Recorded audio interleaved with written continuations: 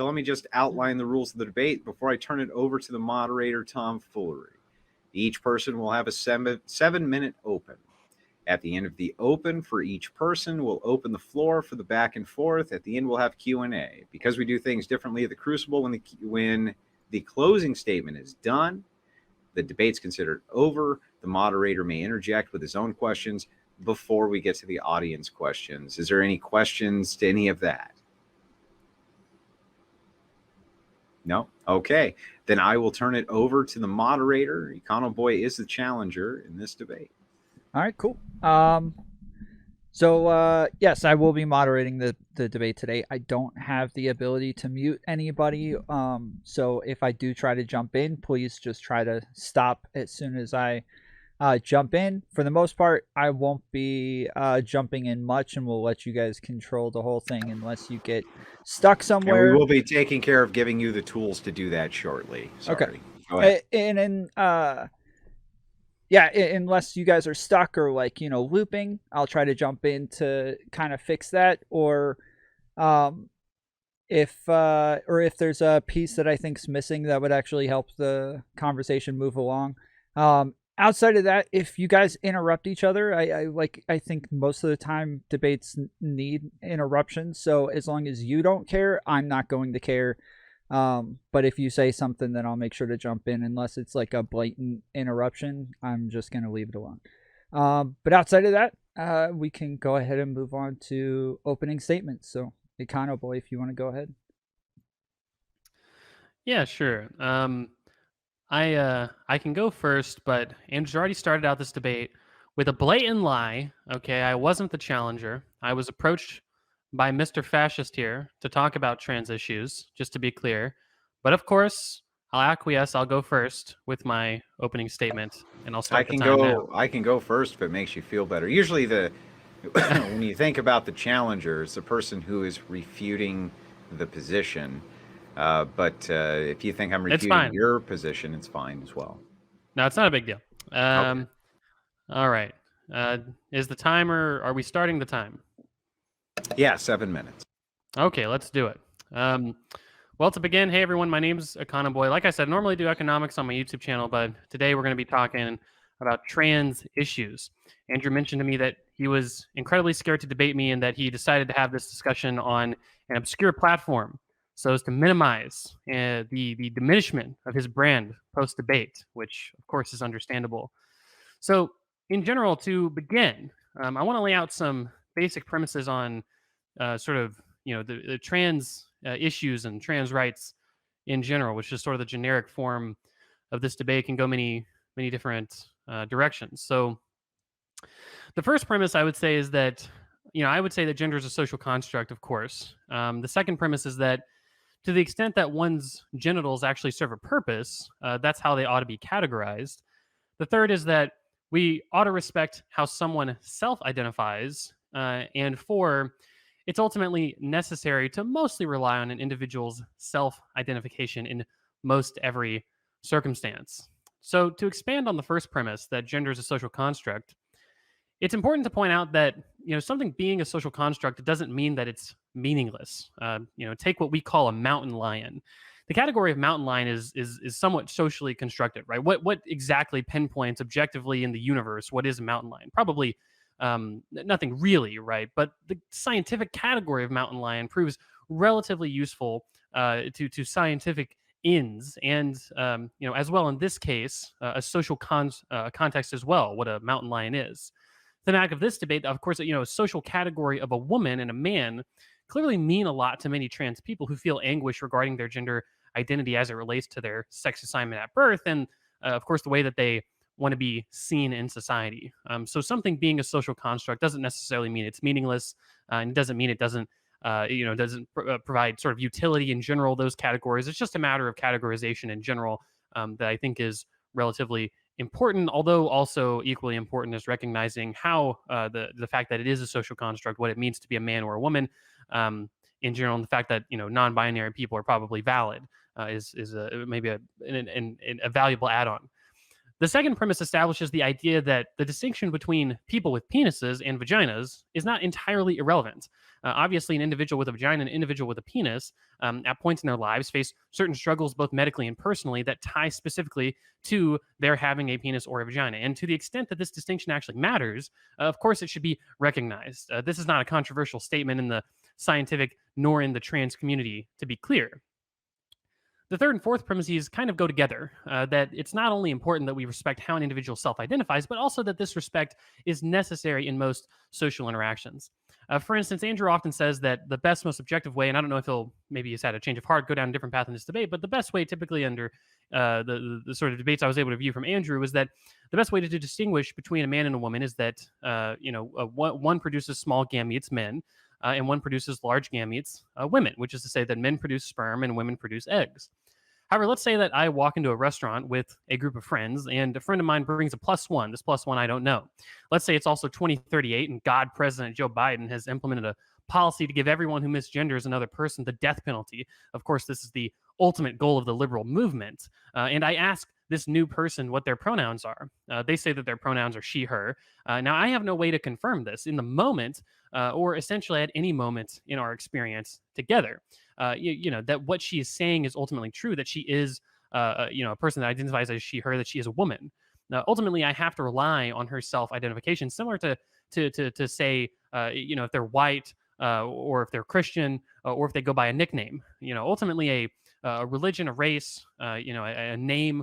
These things are all social constructs. However, in many contexts, these categories are useful, and for each of them, we necessarily rely and generally trust an individual's self-identification until we're given some evidence that we shouldn't trust an individual's self-identification. To use a personal example, my wife, for instance, to this day, after meeting, dating, getting married, and of course remaining married, never have I felt the need to march her down to the clinic and obtain a medical test showing that she is in fact a woman insofar as she's able to produce large gametes. It's just never really been socially necessary. It's not socially necessary in most contexts, right? Which to me provides some sort of a distinction and probably a flaw in that definition in general, the idea that we can strictly define what a man and a woman is. Now, I think that it's probably important to recognize that these premises are true because I think a world where less people feel anguish regarding their gender identity is probably a good one. More directly, a world where less trans people feel suicidal, depressed, or ultimately kill themselves is a better world, in my view. A world with less needless suffering than otherwise, is warranted. It's this empirical argument that I've yet to hear most transphobes or anti-trans thinkers respond to. After all, it's their burden to prove that stigmatizing these people actually works. If we value a world with less needless suffering, then we ought to strive for a world where trans and non-binary people are respected to the reasonable extent that they desire, which effectively takes the form of respecting their pronouns and giving them access to societal resources of the gender with which they identify, should they request such resources. And that's where I'll end it.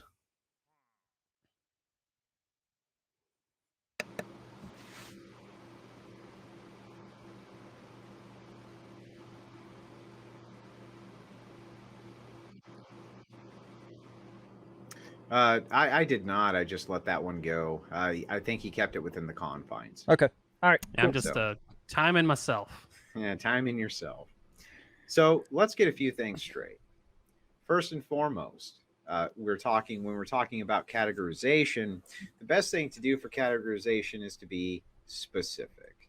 Like the specific categorization of a mountain lion. If a mountain lion was a dog, we wouldn't consider a mountain lion anymore, because it wouldn't be one. Second, EconoBoi says specifically that gender is a social construct and that's fine because social constructs can be useful. Well, that's true. Social constructs can be useful, but there's also times when a social construction may not be useful. And the examples of that are innumerable. And if he wants me to cite any of them, I'm happy to do so. He says we ought to respect how a person identifies. What if they identify as a dog or a cat or an attack helicopter or any number of different things that they can identify as? He says all we need is proof to the contrary so that we no longer identify them that way. Well, we have proof to the contrary. They're not women. They're not men any more than they're attack helicopters. As we go through this, here's what you're going to find. Number one, the biggest thing is that what creates a man is the production of small gametes, and what creates a woman is the production of ova or large gametes. Now, there are isolated instances where people cannot produce large or small gametes. So, what we default to for the determination on whether they're a man or a woman is what they were supposed to produce.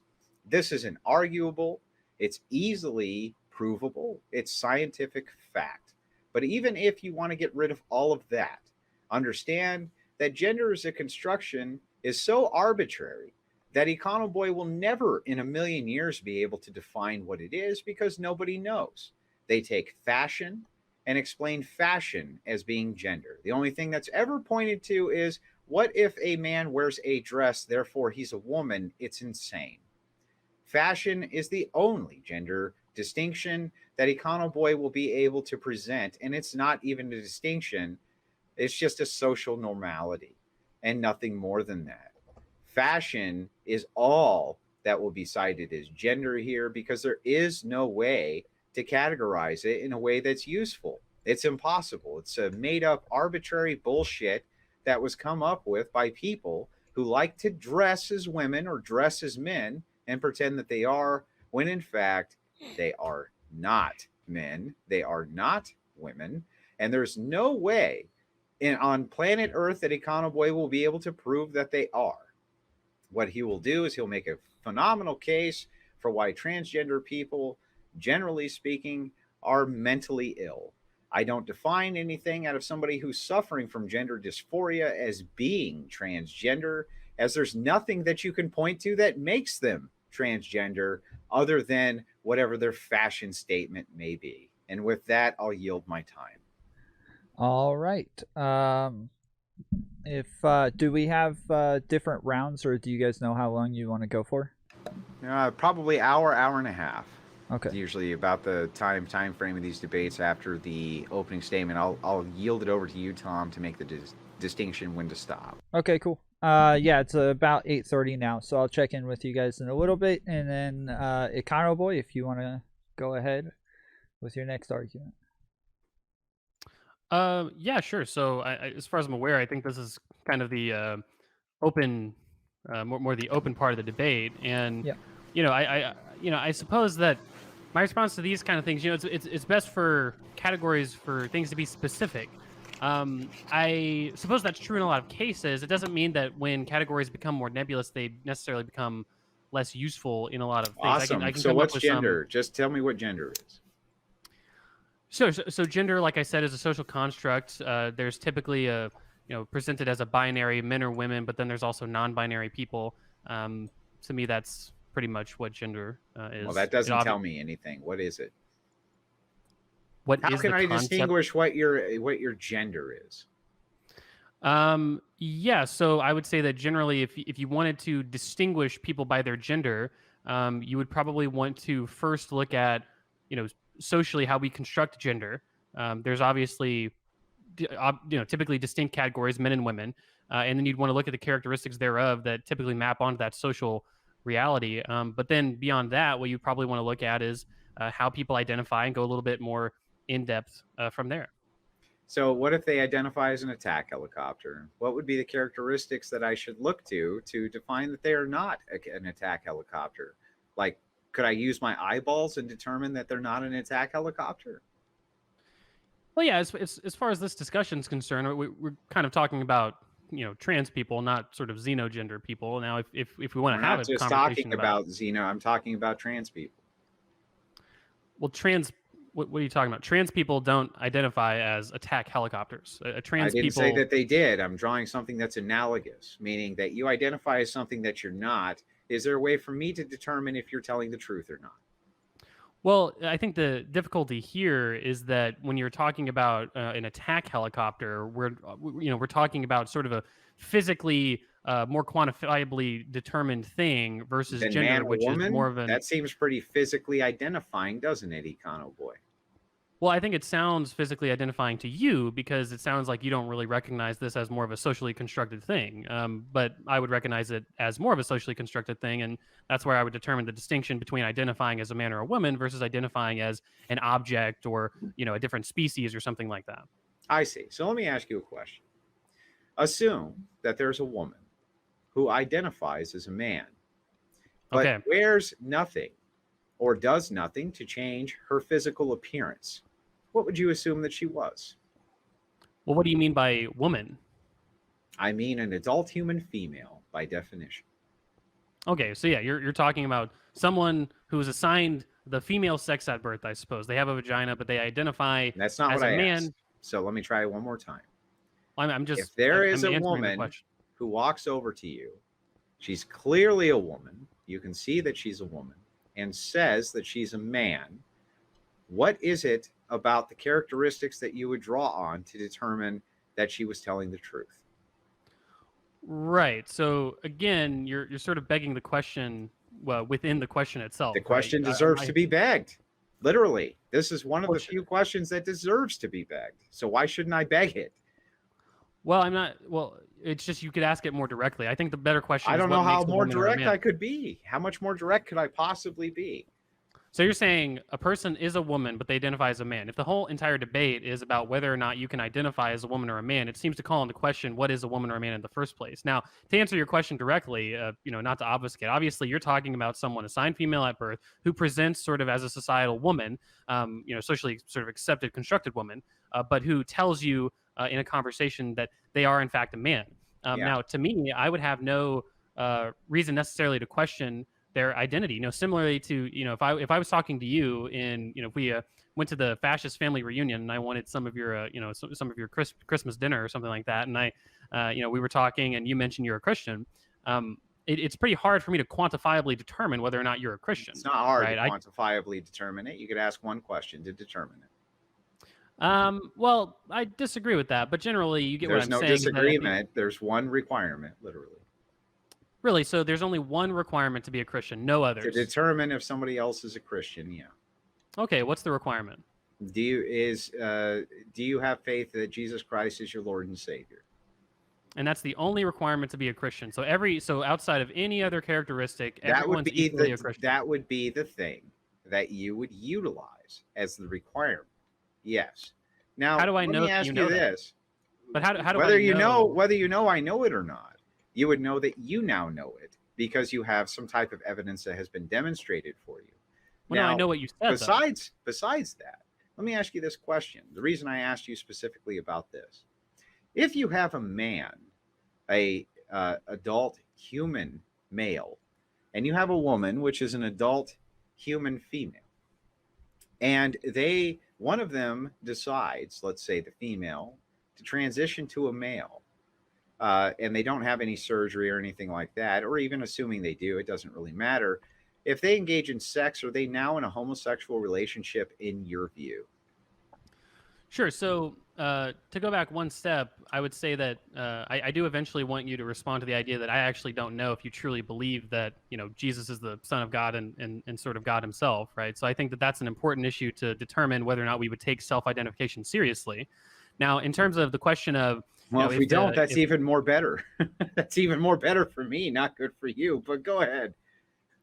Well, sure, but then I think your worldview where you don't take self-ID seriously sort of falls into some absurdist, non-functional worldview where... Well, then we would have to rely on evidence, right?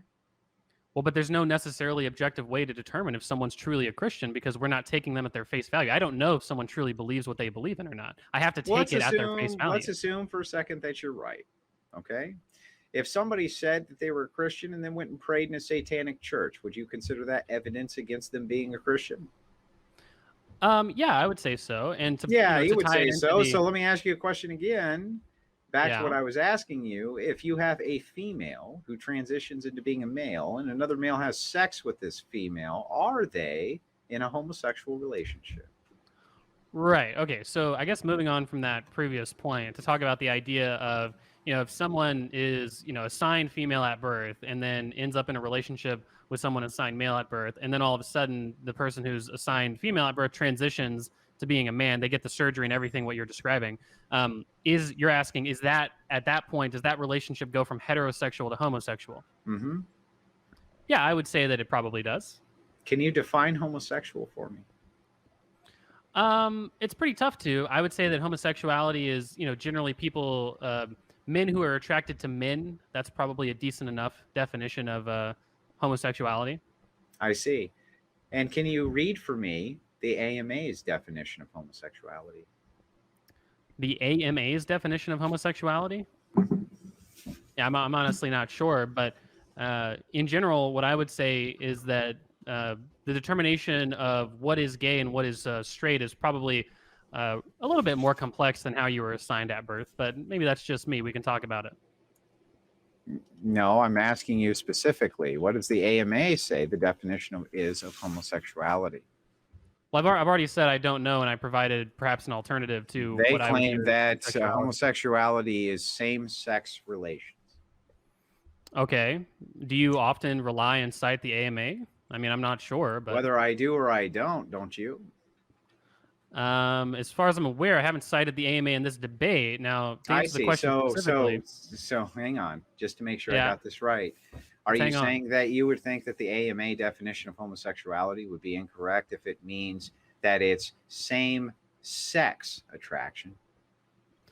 yeah, I think we could probably develop scenarios where that wouldn't strictly be probably the most intuitively correct position. It wouldn't be the most intuitively correct position. So the AMA, the American, I'm sorry, I just want to make sure I got this right. All right, make sure. You're saying that I'm sorry, the APA, not AMA, APA. My goodness. You're saying that you think that the APA is incorrect.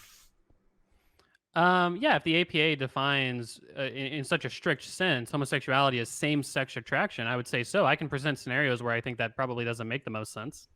Okay, gotcha. I just want to make sure that I have this down pat. So you'll see in the private chat, I've linked this over to you so that you can see for sure what it is they consider homosexuality. Can you read that out loud for me? Well, I assume it just says what you said. Yeah, so sexual attraction or activity between members of the same sex, although the term can refer to homosexual orientation of both men and women, current practices distinguishes between gay men, lesbians, and homosexuality itself, now commonly referred to as same-sex or sexual orientation or activity, homosexual. So it sounds to me like the APA, the American Psychological Association, considers same-sex activity to be between two sexes, not between two genders. Yeah. Isn't that Sure. interesting? Do you think that being So then trans one is more integral time, enough? can I ask you Well, then? no. Well, I've already answered the question. Again, Mhm. I've offered to give scenarios where this definition probably doesn't make the most common sense. But Yeah, you- sure. you Give me like a to take scenario example. where it doesn't make sense. Yeah, sure. So if we're talking about what makes someone homosexual or heterosexual, let's talk about this scenario. So one scenario might be say there's a woman who's a lesbian, right? Assigned female at birth, and they're attracted to women, right? Now let's say that they end up in a relationship with a trans woman who's transitioned. Post-op, they have the neo-vagina and everything, right? Let's say that the way that they started this relationship was they met each other at a bar. They didn't really care to ask genders, pronouns or anything like that because both of them sort of look socially what we would consider women. Nobody really determined to question. Similar to how, like I said, I didn't question my wife's sort of gender when she told me she was a woman. They end up in a relationship. This ends up getting disclosed at some point, and they have sex pretty regularly, right? Going down on each other, just having all kinds of fun. Would you say that this relationship, right, a woman who is assigned female at birth and a woman engaging in regular sexual intercourse in a relationship with a trans woman with a neo-vagina, would you say that this is a purely heterosexual activity? No, I would say absolutely. It's defined by being same-sex activity. Sure. So you would say that a woman who is assigned I female would at say birth. anybody who has same-sex activity is a homosexual. Okay, well, sure. I suppose that in general, I would say that doesn't really make the most sense. I think that there's a lot of. I think maybe it does particularly- make the most sense because what is the distinguishing characteristic between the two? One produces ova and the other one produces small gametes. If for some reason there's some biological reason that they cannot do that, you can default to what they were supposed to produce, which is how we determine sex now, even in the natural world, meaning with livestock, everything beyond human. Why wouldn't I classify people of the same sex having sex as being homosexual when the actual term homosexual means same sex? Well, sure, because we're talking about a more socially constructed thing, right? So, for It's not instance, socially constructed. It's a distinguishing merit for behavior. It explains an actual behavior, which is two of the same sexes having sex. Sure. So, would you say a lesbian would generally prefer a penis or a vagina? I would say that they would prefer probably a vagina. Right. Okay, so if you've got someone who's a lesbian who is now Mhm. attracted and in a relationship with someone who happens to be a post-op trans woman, why are they less gay? Because that person has a vagina. Because they're not of the same sex, so they're not homosexuals. But do you think that a homosexual What does is homo attracted... mean? No, What no, does no, no, homo no. mean? Andrew, no. We're not going to get off this because I think this is an important point. So yeah, I think it's you get- important too. You're identifying yeah, secondary sexual We gotta let characteristics. EconoBoi and finish real quick. yeah, Okay. and that's what people are attracted to generally when No, they're it's a not. homosexual. No. Well, Andrew, let me ask the question. I feel like this question is devastating to your case. The question is a lesbian or a gay person, say I'm a gay man, am I attracted to someone's genome? Do I just say, oh, fuck, this guy's got a Y chromosome? Or is it really more so the physical secondary characteristics that I'm attracted to that make me gay? If you're a male homosexual, you're probably suffering from mental illness. Well, you didn't answer my question, did you? What you're attracted to is likely the primaries, the same reason that you're attracted to women. Actually, women do give off pheromones for attraction, just so you know. Wow. Okay, we're going a little off the deep end here. So I'm going to ask my question a third time. So if I'm a gay man, am I attracted to the genome of the person that I'm trying to fuck? Or in fact, am I it's not. attracted to It's their not the secondary genome. characteristics? No. So to answer that Am specifically, I no, it's attracted not to the their genetics. secondary? Am I attracted to their secondary characteristics? Possibly. What do you mean possibly? How can a It's gay man possible. not... Well, so I reject this whole notion that people aren't attracted to primary sex characteristics like genitalia. I think that that's absurd and not true. Well, Like, for sure, instance, but- I like vaginas. Just so you know, real vagina, I like them. Don't Look, you I'm proud like of you them? for that. Well, of Don't course you we all like do. them? Yeah, there's nothing wrong with liking vaginas. So don't you Andrew. think We that all if a love it. gay man dropped the drawers and found out that you didn't have a penis, he might be pissed off? I'm not sure he would be pissed off, but I'm sure he No, probably he wouldn't would be be attracted fine. to me. He'd be like, "No, it's cool, bro." Well, I don't think it's- we know you were No, pretending wait. the whole time. No, but you just conceded my point. So if gay men are attracted to penises, right? And let's say that this gay man is now in a relationship with a post-operative trans man who has a penis. Would you say that that makes him any less gay? I would say it doesn't. If they drop the drawers and have sex with somebody who has a micro penis, then what they're actually doing is they're engaging in opposite sex activity. What you're doing is you're what? saying there's no what. What you're saying is someone with you're a micro saying penis not I'm a trying man? to answer your fucking question, man. So let me try Ridiculous to. statement you just made. It's not ridiculous. What you're saying is that a magician's illusion makes it reality. It doesn't make it reality. It's not Okay, actually is it same sex activity or not? So again, I don't. You're not answering my fucking question. Stop running from it. Is it same sex activity? What do you mean by same sex? By they have the same sex. They both produce the same gametes, or they have the same chromosome XY or XX. Is it the same sex or isn't it? Okay, yeah. So to answer your question directly, you'll just gotta give me more than 1 second to answer your question directly there. So to answer your question directly, in a sense, yes, right. So if you've got a scenario where in a sense, is it the same sex or not? I'm answering the question. Just say yes or no. It's a yes or no question. It's not loaded and there's no presuppositions. Is it or isn't it?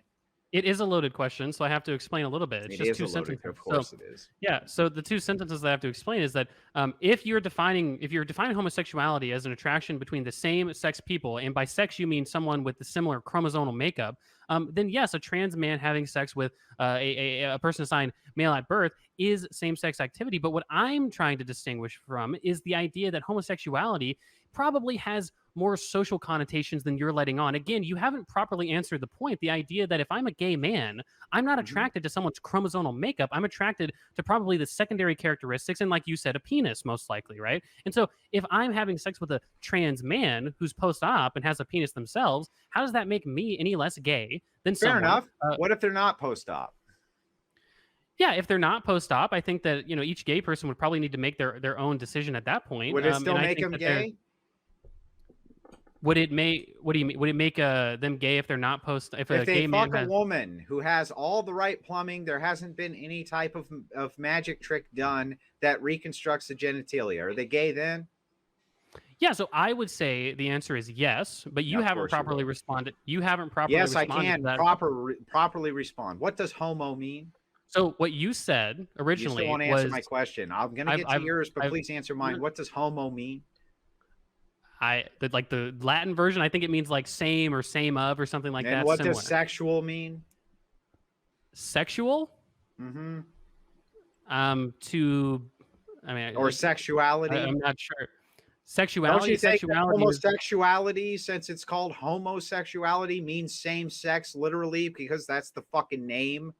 do you think words have Homosexual? do you think words have no additional social connotation to what they, currently do? I mean, of Some course they do, do. but most of the time they're very specific. I understand that, but I'm challenging the specificity of your definition, aren't I? Well, the Right? specificity Now- is very simple. Homosexuality means same sexuality. It's literally in the name.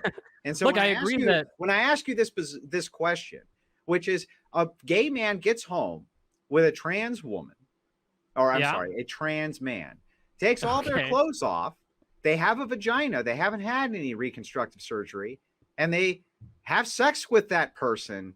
In your worldview, that's still a gay man. Yeah, I think it could be for sure. It just depends on the gay person and how they would feel about themselves. But what you said, let's go back to what you said at the beginning. Even of though this they're sort of not line of engaged questioning. in any type of actual homosexual activity, they're engaged. Well, So let me add, so if me and my wife, Well, let me- so if my wife wakes up tomorrow and she says, I'm Uh-huh. a man, and I lean over and I have sex with her, that means I'm gay? No, I wouldn't say that. Do you feel like you're gay? Wait, back up. I wouldn't be gay, but she said she's a man. I'm not. I don't understand the point of the question. So, of course, I wouldn't consider you gay if you don't feel that you're gay. Now, if we're gonna try and talk about what definitionally makes feeling. So gay is a feeling, not an action. It's well, like EconoBoi sure. I mean, that's real quick. Yeah. So I would say that, of course, being gay and your sexuality has to be a feeling. Of course, it's an attraction to a certain set of characteristics or a certain sort of societal category, right? So if you, Andrew, are attracted to people with vaginas, people with sort of, what we would consider sort of the classic secondary characteristics of people assigned female at birth, and your wife leans over to you, at night and says, I identify as a man now. If you're still attracted to her, I wouldn't consider you gay because what you're being attracted to is those sort of similar secondary characteristics that you always have been. I don't think that's unreasonable, but so the her identity at that point point doesn't matter. No, her identity of course matters, but I'm also taking then into why account am I your not identity. gay? Then why am I not gay if she identified as a man? If her identity is what we should be going off of? Because you're operating under an incredibly rigid sort of definition of sexuality and gender, which I am not operating under. Obviously, that's the disagreement. Now let's go. I've been trying to go back real to what quick. you said. EconoBoi, can you define what gay is or what it means to be gay, real quick? Sure. So I would say that someone who is gay is generally someone who's attracted to what it means oftentimes to societally be a man, right? So what does that mean, right? So oftentimes gay. Right. So oftentimes what gay men are attracted to is, more masculinizing characteristics, right? What does that mean? Often it means the penis. Often it means, sort of the testosterone characteristics, being more hairy, being more masculine, having, bigger bone structure, stuff like that. And obviously the type of sex act they're interested in also probably matters as well. That's sort of a generic on the spot definition that I can come up with. Now, for the fifth time, I want to go back to something that Andrew said. You mentioned having sex with someone with a micro penis necessarily means that you're not gay at that point. So I have a question for you. So if you take man A and he has a micro penis and he's gay, and then you've got man B who just has a regular old American penis and he's also gay. These two people meet at a bar and they have sex with each other. Are you really making the case that someone who has a small micro penis is necessarily not a man at that point? It just sounded like a very weird point. It's not a man. It's a so woman. someone with a small penis is a woman. They don't have a small penis. They have a piece of skin that's grafted on for the illusion that they have a penis. Oh, I'm confused. When you said micro penis, you were talking about a trans man's penis. You weren't talking about just micro penises in general. Yes. Okay, well that was very confusing. I was wondering if you were going to make the case that having a small penis would make you a woman, which sounded like a pretty funny line of questioning. No, that would make you a woman. I would never say that. No, I'm kidding. I couldn't help it. Wow. I couldn't help it. I couldn't. Can't believe you started the debate with some shit talking. You can't fucking begrudge me talking a little shit. Hey, look, all right. My wife is my wife's 5'1" for a reason. I had to self-select. So, I think generally though, well, here's a question. Do you think being trans is a mental illness? I think gender dysphoria is a mental illness. Okay. So to be fair, I suppose you're being consistent here with regard to citing the APA. I thought I was going to catch you on that one. So you think that being trans is not a mental illness. You think gender dysphoria is a mental illness. So That's in the same correct. vein, well, you mentioned that homosexual men earlier in this conversation are mentally ill, right? So Yeah, how do you that was draw a defined distinction? under the APA as a mental illness until when? I think it was the 90s or something like that. I'm not sure It was exactly. very recent. Yeah, it was defined as a mental illness for pretty much ever. Why are you defining homosexuality as a mental illness but not being trans? That seems pretty inconsistent. I did. I said gender dysphoria, which I consider transgenderism, is a mental illness. Well, right, but okay. Well, so you do disagree with the APA selectively? That seems a bit. No, I don't odd. disagree with them at all. Selectively, they considered it this until there was political pressure on them to redefine it as no longer being a mental illness. Well, you're being relatively just like there's conspiratorial. political pressure on them. No, it's not conspiratorial. Just like I can literally show you the president of the APA, the former president of the APA, saying that there was political pressure put on them in order to reclassify homosexuality as not being a mental illness. Would you like me to pull that video up for you? It's a video or a quote? I mean, I guess a quote would It's probably be literally easier a to read. video of him saying it. That way you don't, there's nothing out of context. It's up to you. I'll pull it up. Well, sure. So I'm not sure how relevant that is necessarily, because I'm not the one strictly trying to almost at the same time strictly, but not. Why would homosexuality be useful when the word is same sex? That's what it means. We're talking about same sex activity. And then we're going to deviate from that into secondary sex characteristic attraction. That's not homosexuality anymore. Well, you're kind of completely pivoting the conversation. We were talking about the APA and the reliability of their definitions and sort of classifications, right? So I'm not going to answer that question. I want to stick on topic in this regard. So we were talking about... run away, but go ahead. Well, you're the one that ran away by initially pivoting in the first place. I didn't pivot. Oh, I just answered your question. I was specific, and then I moved on to the qualifiers for why I was being specific. Not at all. So the original line of questioning was to get at... Not at all. So the original line of questioning was to get into the idea that you seemingly selectively cite the APA, right? So on one hand, you're willing to cite them with regard to the definition of homosexuality, but you're not willing to cite them with regard to defining, being gay or being trans as a mental illness. And I think that that's obviously inconsistent. They don't say that. They don't say that being trans is a mental illness. They say gender dysphoria is a mental illness. Where's my inconsistency? They don't say that being gay is a mental illness, but now, you're saying being due gay... to political pressure, that's true. They no longer classify it as a mental illness.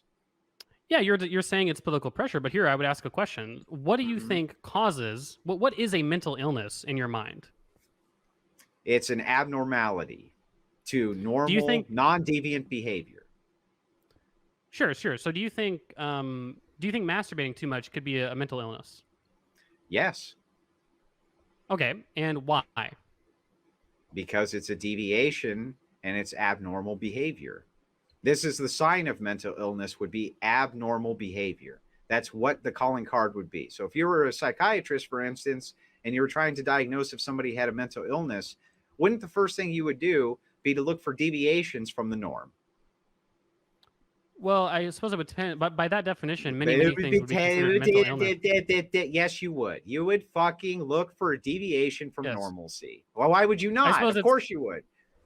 Well, I suppose it's very frustrating when you try to take a more scientific approach to this. I think that by your definition, many things would be classified as mental illnesses, which aren't. I mean, by some definitions, buying a Japanese car might be considered a mental illness because that might be a deviation from the norm. What definition would that be?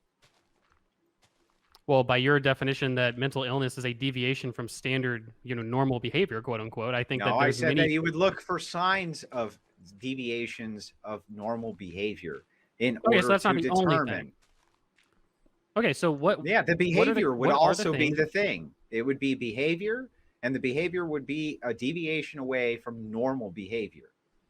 It would have to deviate away from what most people would consider normal. So if you went and gambled all your money away... No, it's not arbitrary. If you went and you gambled all your money away tomorrow, that wouldn't be normal behavior. Most people wouldn't do that.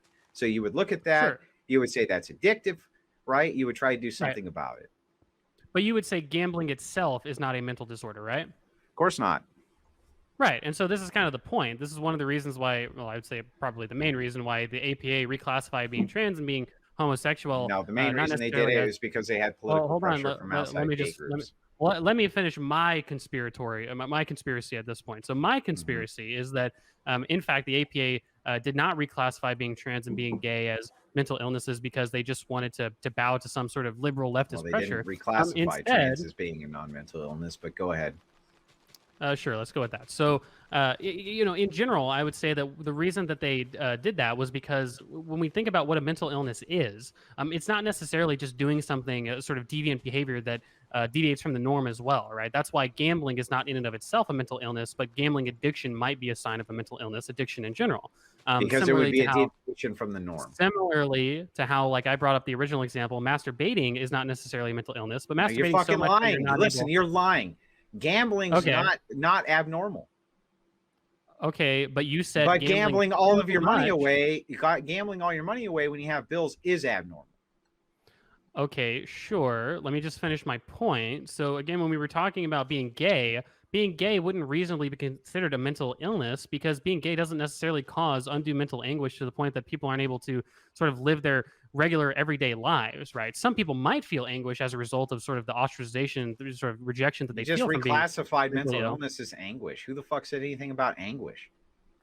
Okay, so for instance, I didn't just say anguish. I also said an inability to live your day-to-day life. That's where sort of masturbation. You have the ability to live your day-to-day life if you gamble all your money away? Well, right, sure. I mean, I suppose if you don't care about having money or any sort of functional perspective on life, that's true. You don't literally die if you gamble all your money away. Right. But of course, so what you get what the hell are you talking about then? Okay, so you have an ability to live if you're addicted to crack and homeless on the street. Okay. However, that addiction is so destructive to your everyday sort of normal life that you could lead as an average citizen that addiction would probably be considered some form of mental illness that's worthy of treatment. What would the mental illness be? Addiction. You can be addicted in and of itself is not a mental illness. You don't think?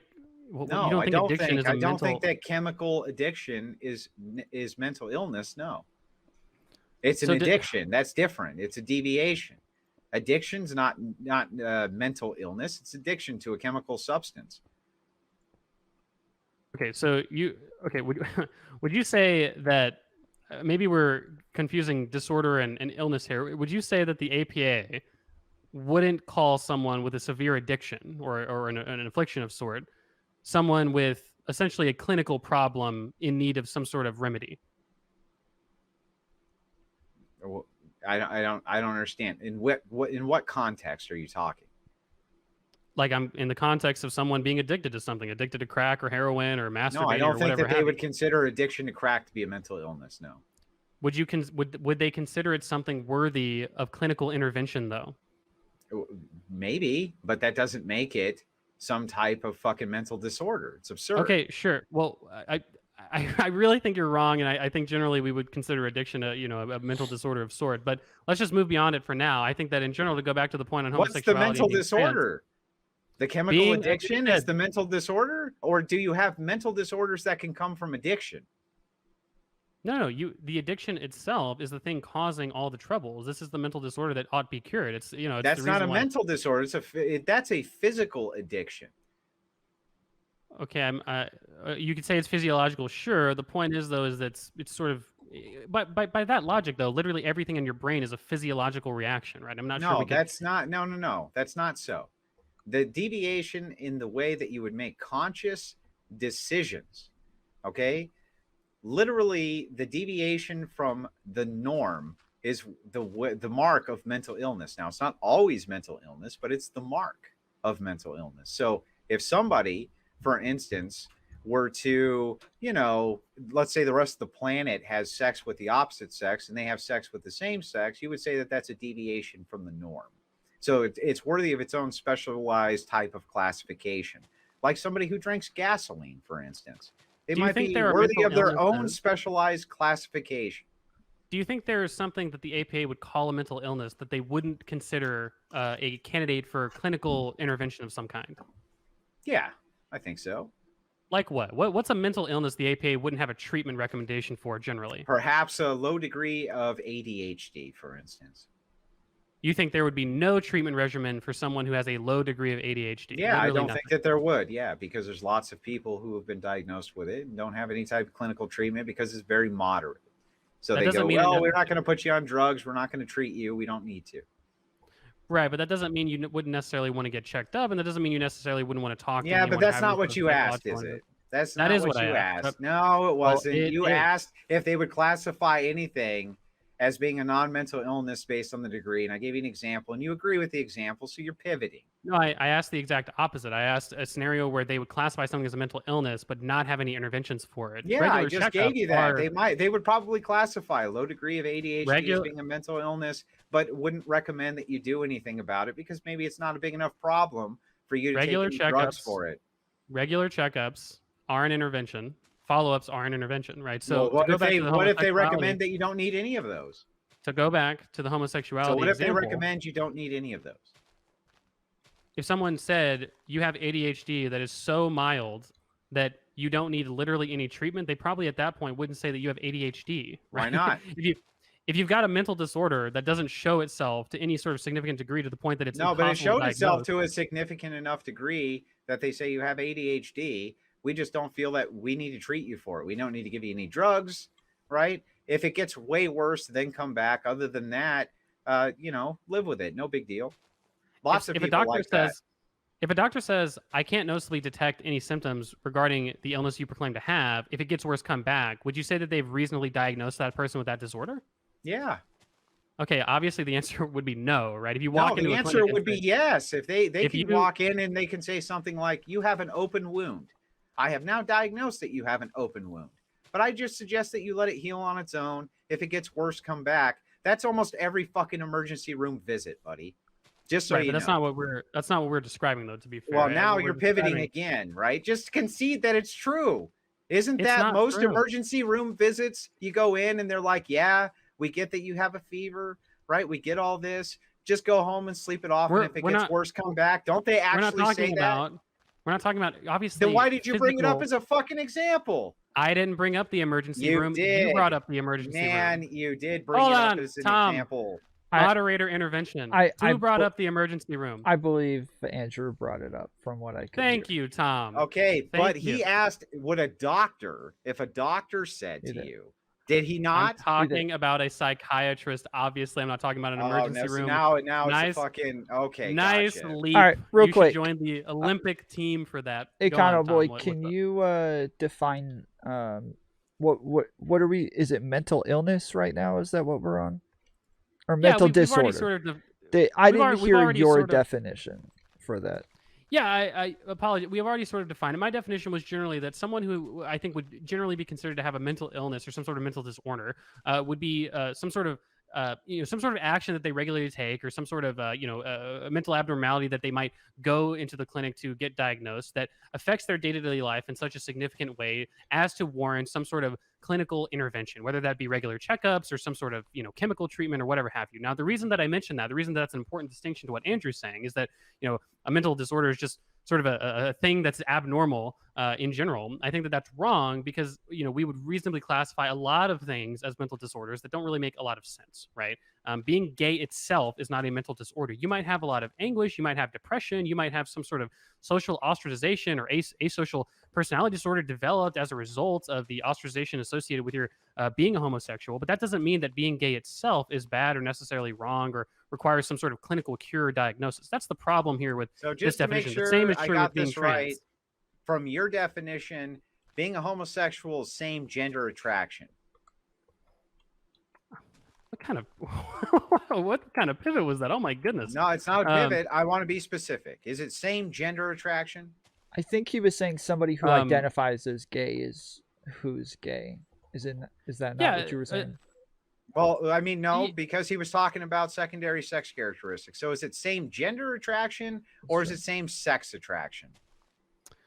I would say it's probably closer to same gender attraction, but it's more Same complicated gender. than So that. what's gender? Again, Okay, so I'm going to gender- ask you this. What's gender? Gender is generally a set of sort of socially constructed characteristics and affects that we generally would associate with either being a man or a woman. So being attracted to a social construction that happens to be the same gender or however they identify, that's what you consider a homosexual. Well, no, the characteristics themselves that make up that social construction, I think, is probably the best way to distinguish between being gay and being straight, or bisexual, or what have you. I see. Gotcha. So if you were to have sex with two different biological women, but one of them identified as being a male and had some characteristics, whatever you think those need to be, of being a male, you would consider them to still be a homosexual, even though they were having penetrative vaginal sex. They would still be a homosexual in your mind. If two people assigned female at birth had sex with a biological man, would they be a homosexual? I'm confused. That's not by what the I question. asked you, so I'm going to ask you one more time. Try again. Maybe I didn't. Two understand. biological women. One of them identifies as a man and has some sort of secondary sex characteristic that you would consider masculine, or whatever the fuck you want to call whatever secondary sex characteristics you think are masculine. You can't actually name any that women don't actually have as well. But let's leave that aside. He's having penetrative vaginal sex with both of these biological females. You would still consider him to be a homosexual. Well, if a gay man is having a vaginal sex with, I guess you suppose a person assigned female at birth and another person assigned female at birth who identifies as a man, would that person be considered a homosexual because he's attracted to the masculine features of, I suppose, the women he's having sex with? Yeah, I think within reason we could call that person still a gay man. I mean, if you're attracted to the masculine features of the person you're having sex with, sounds a little gay to me. But that's so you just want to me. actually, so what you want to actually do is reterm homosexuals, not meaning same-sex activity, but meaning same gender activity, right? Andrew, I've said this entire time that your rigid definition I'm glad chromosomal attraction is ridiculous on multiple fronts. I didn't say chromosomal attraction at all. Well, that's what you're talking about. What's a gay? Okay, no. First of all, I already gave you the criteria for gametes. I gave you the criteria for chromosomes. I've given you the criteria. There's multiple ways to identify sex. But all of that aside, all I want you to do now is tell me, what is the difference between the genders that's not arbitrary? I would say that given the fact that gender, as I'm calling it, is a social construct, I would say that it's all arbitrary. It's all arbitrary to a certain extent. It's all arbitrary. Well, so there's no actual specific criteria. So you're just making shit up. So I'm not. So calling something a social construct does not mean you're making it up. I didn't ask you to call it a social construct. You're calling it a social construct if it's made up. I'm asking you about arbitrary versus non-arbitrary. Is it arbitrary, your definition, or not? Okay, so to answer your question for a second time and to add on a little bit, gender, what constitutes a man or a woman is arbitrary. But going back to my original opening statement, what we would call a mountain lion is arbitrary. That doesn't mean that the category of mountain lion is useless. Hold on. Well, first of all, it absolutely is. Second of all, what's arbitrary about it? Second of all, what I would say is that doesn't make the category of man and woman necessarily useless or have no utility at all. Words are ultimately arbitrary completely. Okay, fair enough. Yeah. So what's arbitrary about a mountain lion? Yeah, sure. How do you distinguish between a mountain lion and a puma? The size, the weight, and all of the differences that are there between the two. However, we can consider them to be the same species, meaning that they're both cats, they're both felines, right? But if I were to distinguish between a male mountain lion and a female mountain lion, what do you think I would do to distinguish between the two? They can't identify, right? So what would I do to distinguish between the two, do you think? So to go back, the joke is that a mountain lion and a puma are actually the same thing, right? But obviously you wouldn't know that based on the premise of the question. The point is, though, is that if you were to determine what's the difference between a male puma and a female puma, you'd probably look at their sex characteristics. Okay, and then one would have testicles and one wouldn't, and that would probably be the dead giveaway, right? Amongst other things, sure. Yeah, so only within human beings can you identify. So let me ask you a question. If a male puma had sex with another male puma, would you classify that as being homosexual behavior? Yeah, I guess if I was interested in homosexual behavior only is attributed to animals and not to human beings. With human beings, we need to classify it along how they identify, not along the actual behavior.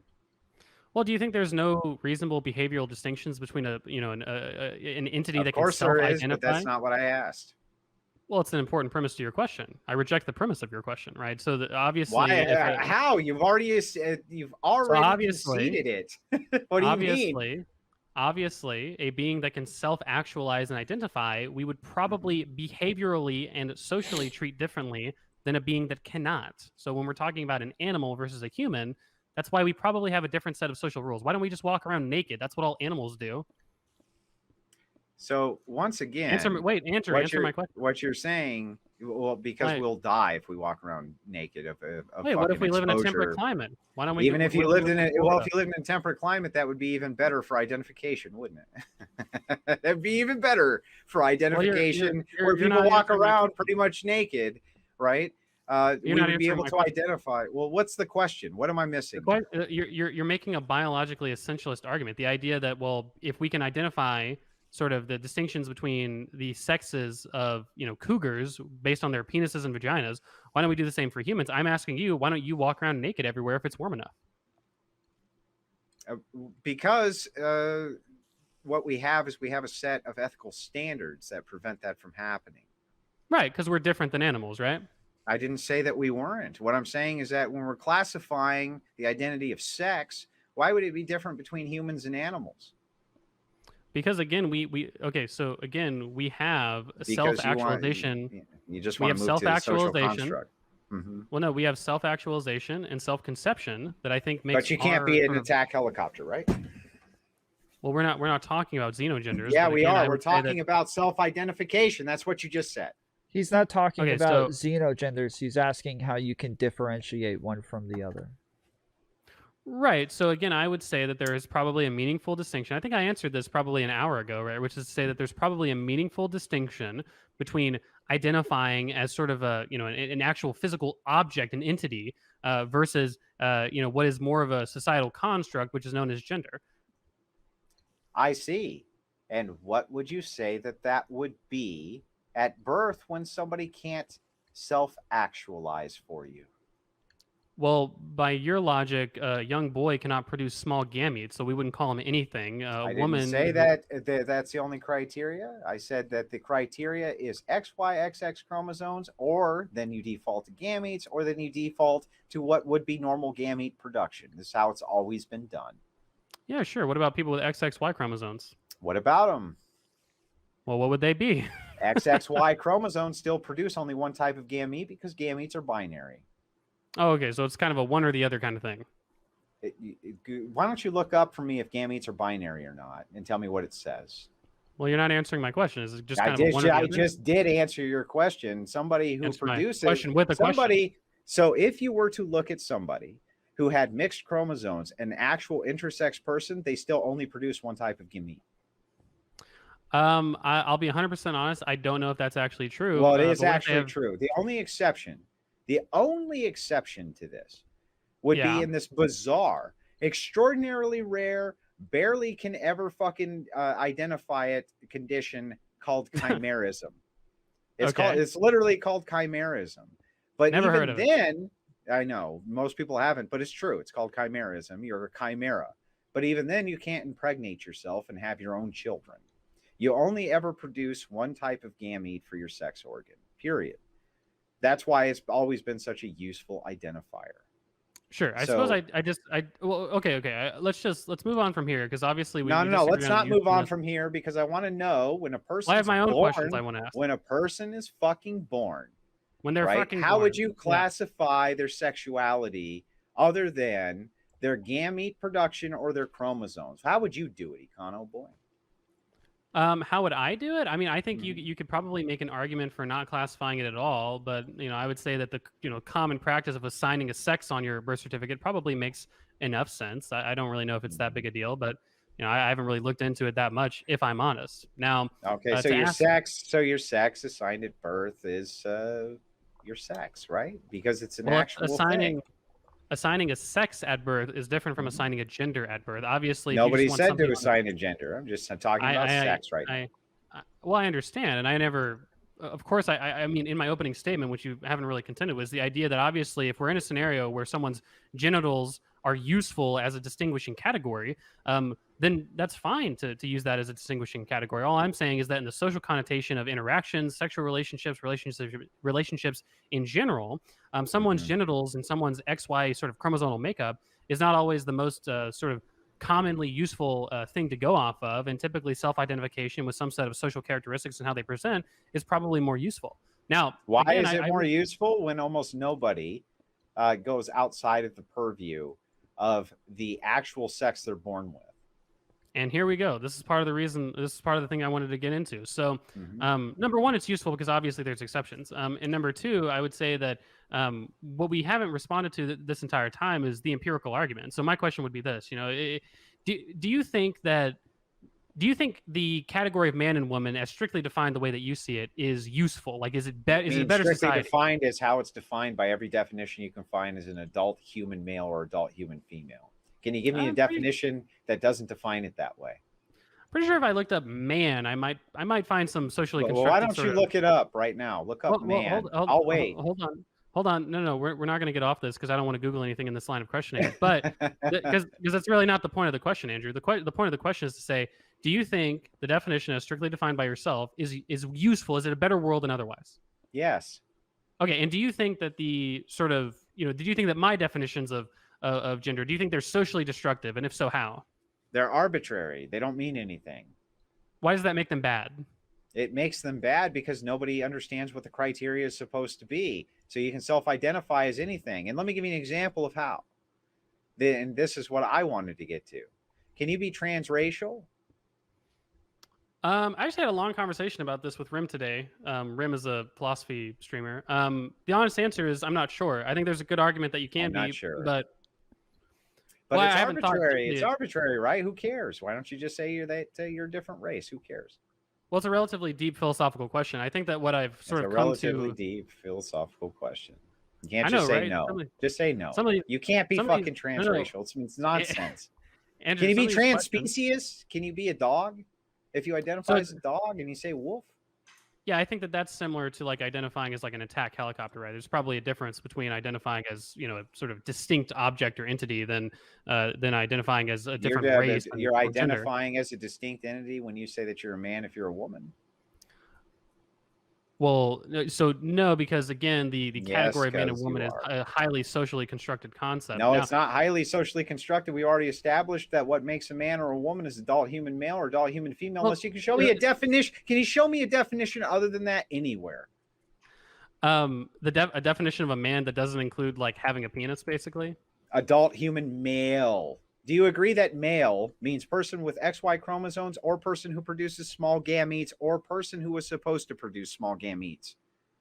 Yeah, that's one way to use the term. Sure. I mean, again, if we're talking about sort of a scientific it's fucking insane. Listen to what you're saying. Yeah, it's really not. If you can just take it and say, okay, all of these things make me male, but I dismiss them on arbitrary categorizations that nobody can define, and now I'm a woman. Why can't you be black? If I'm a woman, why can't I be black? That's not what I asked. I said, if you can dismiss these things based on arbitrary categorizations, why can't you dismiss race based on arbitrary categorizations? Well, okay, so again, I'll go back to you don't even believe race is real, right? That's the scientific. The scientific method right now says that there is no such thing as race. So what would be wrong with being transracial? Well, right, that was part of the discussion. If you want to have a deep conversation of transracialism, we can. I suppose to have a cliff noted version. I think there's probably merit to the idea that because race is a social construct and being black isn't some sort of, it's not born out of the ether, it's just correlated with your skin color, that it's probably reasonable to say that to a certain extent, you can identify with black culture. You can even go so far as possibly to identify as black, but not actually be black-skinned. There's a lot of arbitrary in that definition as well. Now, we're not having that conversation, to be fair, and I want to question. Yeah, transgender leads to transracial. What about transageism? Okay, so like, can I identify as a 10-year-old, and then if I have sex, I have been molested? So identifying as an actual chronology is obviously different than identifying with sort of a purely socially constructed thing. I didn't say that they weren't different, but they're both social constructs. Age is a social construction, yeah. Well, I mean, you could say that, I suppose, but I mean, age is just an identifier of how many times you've been around the sun on all Earth, right? all any of this is just an identifier that's arbitrary by your own merits. So if I identify as an 11-year-old, how come I'm not an 11-year-old? Okay, because you haven't. Well, how old? I don't know. You're like 30 or 40, right? Well, maybe. To be fair, I'm not sure. You might be in your 60s or 70s. I'm not sure. But the point is just to say that if you're, say, 30 and you identify as an 11-year-old, well, obviously you're not 11 because you've been around the Earth more times than 11, right? So, but that's all arbitrary. Sort of it's all arbitrary. It's all a social construct. Well, it's arbitrary in the sense that we've determined age to be the number of times you've been around the sun, right? But the number of times but that's you've been a social construction, though. No, Andrew. Okay, going around the sun is not a social construction, right? The fact is that if you're 30, you've only been around the sun. Yeah, 30 but your times. sex isn't a social construction either. It exists in an objective reality, regardless of what your conscious thought is. I would agree that having a penis or having a vagina is not sex. a social construction, Your but sex. calling someone a man or a woman is certainly a social construction. You can argue your gender is a social construction. You can't argue sex is. Are you arguing sex is a social construction? Do you think that mountain lions are a social construction? No. Why not? I think that they exist within objective reality. Because they're distinct from other things, right? Because they exist in objective reality. Gender does not. Okay, so obviously someone with a penis is different than someone with a vagina, right? All I'm saying is that the both social of those category people of man exist and woman, in objective the reality. social category of man and woman is the social construct that I'm questioning here. Now, hold on. So I'm asking you again about trans ageism. Age is a social construct, is it not? I refuse to answer any. I've answered all your questions at this point. I've also answered the age question several times. So now let's talk about. I definitely have, to be fair, but let's go on to some of my questions. So, so I suppose you think, what should we do with trans people? Should we just ignore them? What's the solvency? People with gender dysphoria should be treated for gender dysphoria. And how are they treated? Right now, the APA treats them using affirmation. Maybe in some cases that's okay, but I think that alternative therapies would also be okay, which would include things like Christian rehabilitation, things like this. Well, I suppose you mean conversion therapy by Christian rehabilitation, but maybe I'm mistaken in that regard. It would be what you would call conversion therapy, yeah. Okay, so so you actually agree that affirming someone's gender identity is a good thing? Yeah, I said it can be in some isolated cases, yes. Much like when you're in a hostage situation, you might say certain things so that they didn't kill the hostage, but that doesn't make it optimal that there was ever a hostage to begin with. Sometimes you have to treat these things you have to treat them on a case-by-case basis. Gender dysphoria absolutely is a mental illness, but I think there's a lot of people who claim that they're trans who don't have gender dysphoria and do not have mental illness, and they are trend sexuals. They're not actual people with gender dysphoria at all. Wait, so you recognize that you can be trans but not have gender dysphoria? No, I just told you the opposite. I said that there are people who claim that they are transgender, who are not transgender, who do not have gender dysphoria. Well, what do you mean pretending? Do you want me to explain to you what transmedicalism is? You can if you'd like. I mean, I'm not sure how relevant it is, but it's relevant to this. What's transmedicalism? It's a person who self-diagnoses as being transgender. Okay. Now, does that person have gender dysphoria?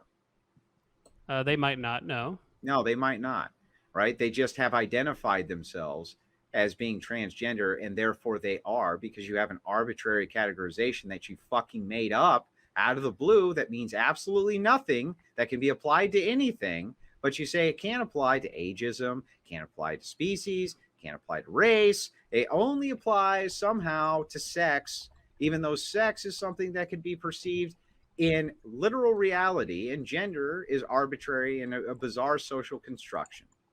Well, being trans is not. I'm not sure what you think being trans is. Being trans is not necessarily a mental illness. Being trans literally is just identifying a gender that's different from by your criteria. Well, my criteria is that transgender means gender dysphoria. Okay, sure, right. If we're going with somewhat of an unacademic definition of transgender, in general, my definition. You go with an unacademic version of homosexuality. Don't lecture me on academic versions of shit.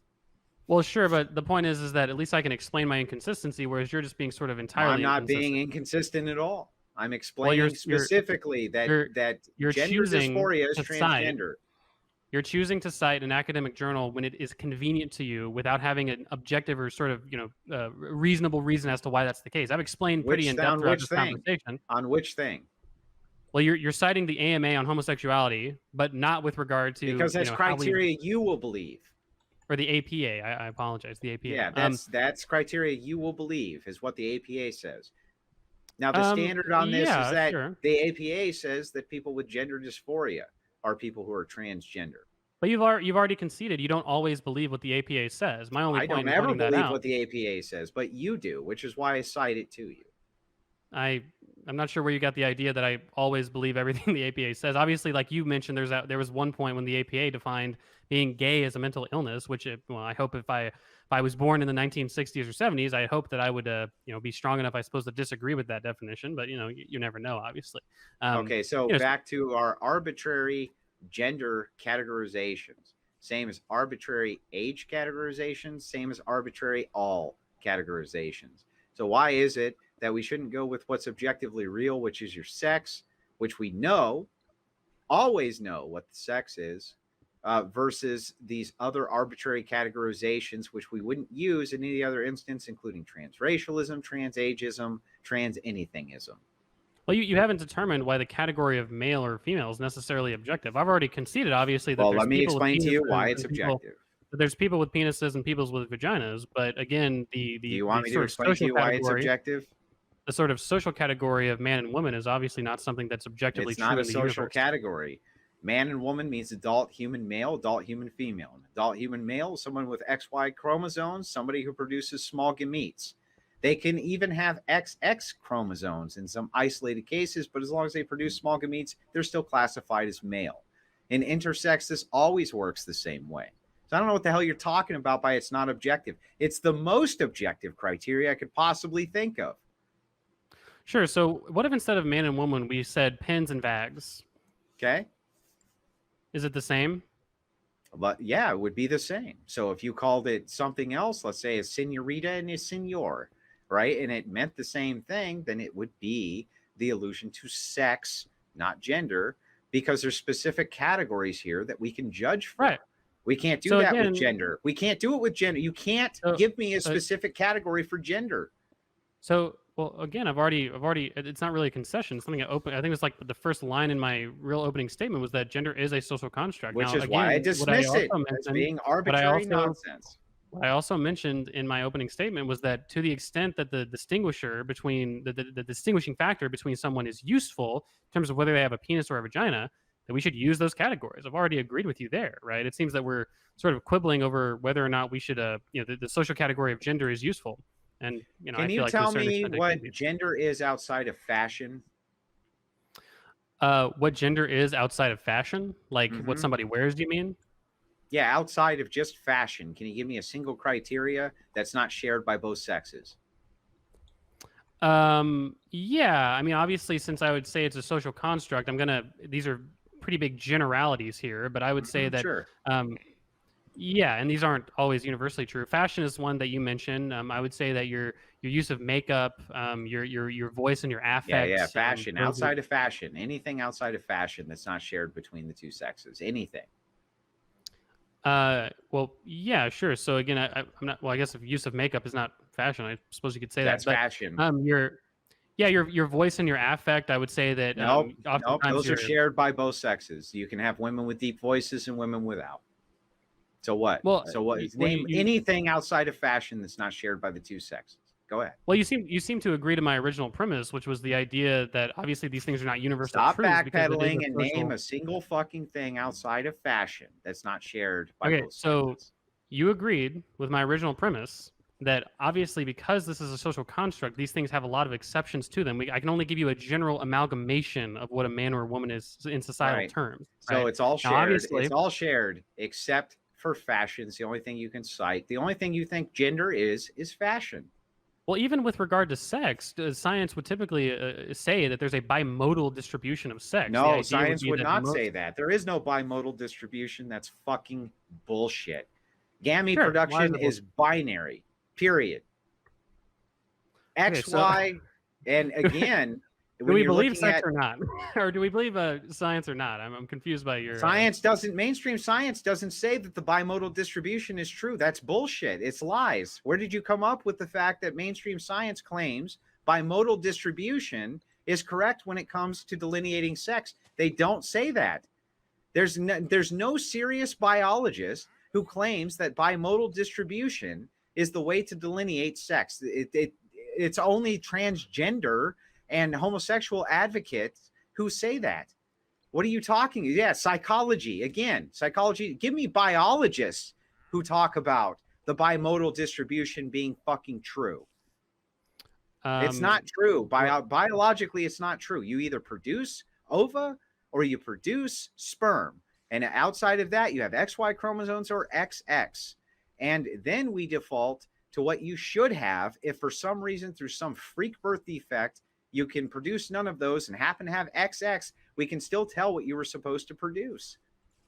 Right. So again, I'm not sure if we believe psychologists or not when they talk about sex and gender. I don't believe.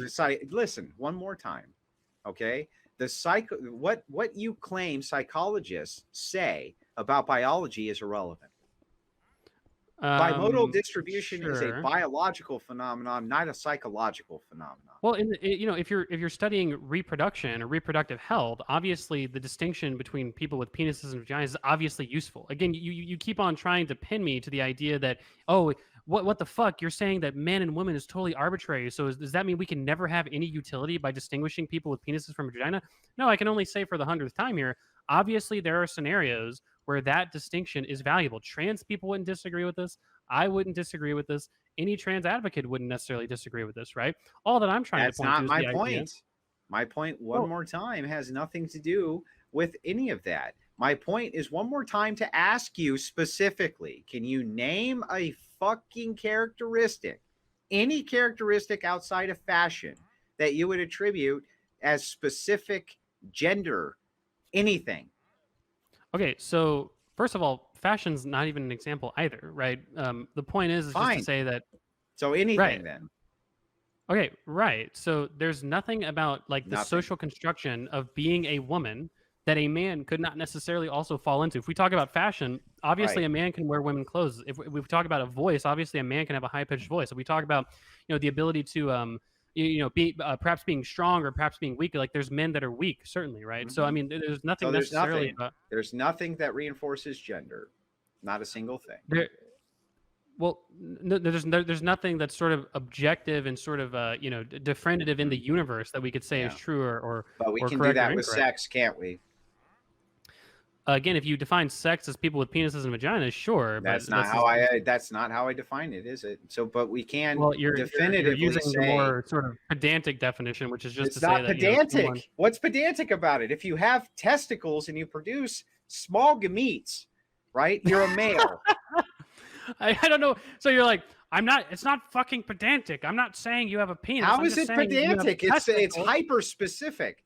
There's literally three criteria. What you're talking about, literally what you're talking about, and I've asked you to define it 1,000 times. You're saying this thing that I cannot define, this thing that I cannot actually articulate, this thing that I cannot say in any way is objectively real, is the thing that we should default to, rather than the thing that I agree with you is objectively real. And that, to me, sir, is fucking absurd. Well, I understand that you think it's absurd. Again, these contexts, these conversations are relatively complex. They're more complex than just someone that produces gametes or not. Obviously, you've already conceded that in your opening statement by saying, well, obviously, there's examples where people don't produce small gametes. So we would prefer what they should produce, right, based on a normal context. Those are just normal categorizations, though, man. No, what do you mean?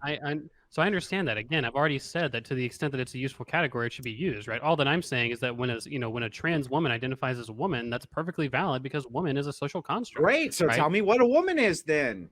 I've asked you 400 fucking times to tell me what the categorization would be with specifics, and you fucking can't. So you just say whatever they identify with. So why can't they be an attack helicopter? You say because there's characteristics we can point to that makes them not an attack helicopter. So what are the characteristics we can point to that makes them not a woman? Right. So I've already explained, and I feel like I can explain for a third or fourth or fifth time if you'd like. I A don't think it's sixth that hard time of a thing until to I get explain. it. Maybe I should go slower. I'm not really sure, but the point is that when I'm saying that someone identifies as a woman, right? What does that mean? I've already said that I can point to a general amalgam of characteristics that society would generally dictate Cool. would What make are you a they? woman. Okay, so we can talk about fashion, the fashion choices. We can talk about the Fashion. use of It's makeup. always We fashion. can talk Gender's about fashion. we can talk about the use of makeup. We can talk about their voice and their Fashion. affect. We can talk about It's all fashion. It's always fashion. their What do secondary you have sex outside of fashion? their secondary sex characteristics, right? So we can talk Okay, about let's talk their about their, the their secondary sex curves and their characteristics. hips and So what those makes you kind a of things. woman based on secondary sex characteristics? Well, obviously it would depend, because these aren't universal truths. It would depend on who you'd ask, but I would say that. So you still can't identify anything that would make you a woman based on secondary sex characteristics either. I don't understand why is this hard for you to understand, right? The idea that you can have a sort of an amalgam of a trait, like for instance, right? What makes a car? Answer me that. Having a combustible engine. Okay, so an electric vehicle is not a car? That spins four wheels that makes it move forward. The An electric vehicle is categorization not is a car? simplistic. You know An what I electric mean? vehicle is not a car? An electric vehicle is distinguished by being an electric vehicle, yeah. It's a vehicle, right? I asked you to define a vehicle. Okay, sure. So we'll add electric vehicle to it. So now we have two distinct criteria. Okay, what about a vehicle? You want to add into it? What about hydrogen fuel cells? Sure. Let's go with hydrogen too. We can add all of these classifications in, and I'll agree with you that they're objectively real.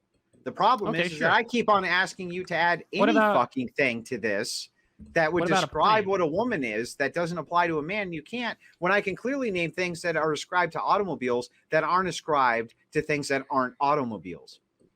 No, you can't though. For instance, like a plane. A plane has wheels and moves, and it can be electric or combustion engine or run on hydrogen fuel cells. But a plane's not a pencil, right? A plane is not a pencil. I would say that a plane is not a pencil, nor is a plane a car. But it's hard. A plane's not a pencil. So I can give you specific criteria for what a pencil is, and specific criteria for what a plane is, and specific criteria for what a car is. Can you give me specific criteria for what secondary sex characteristics make you a woman? Can you give me a criteria of a pencil that is never shared with any plane? Because that's what you're asking me to do. Yeah, it's made out of wood. Sure, you don't think there's any planes that ever have wood? Not now, no. Really? So you don't think any well, interior maybe there's has ancient wood? planes that have existed, but I don't think there's any manufactured now that don't have steel. Or let's say lead, right? Or let's say rubber. I don't know. Maybe there's all kinds of characteristics. How about this for a characteristic? A pencil, let's go for it. It's always this big. Are there any planes that are that big? Yeah, sure. You don't think a plane can be that big? What about like a toy plane? It can't be that big. No, it wouldn't be an actual aircraft with a combustible. Or What how do you about mean? just that? It has an engine, and pencils don't have an engine. How about that? Well, it depends on what you define one as an engine, delineating right? factor that I can give you for specific criteria. Mechanical. We can have a mechanical pencil, right? There you go. It doesn't have an engine. It's not a combustible engine. Well, you got me there. I guess pencils don't have combustible engines. I guess that they don't. So I can give you some criteria that's inside the realm of objective reality. Right, and I can give you thing as a secondary sex characteristic that makes you a woman.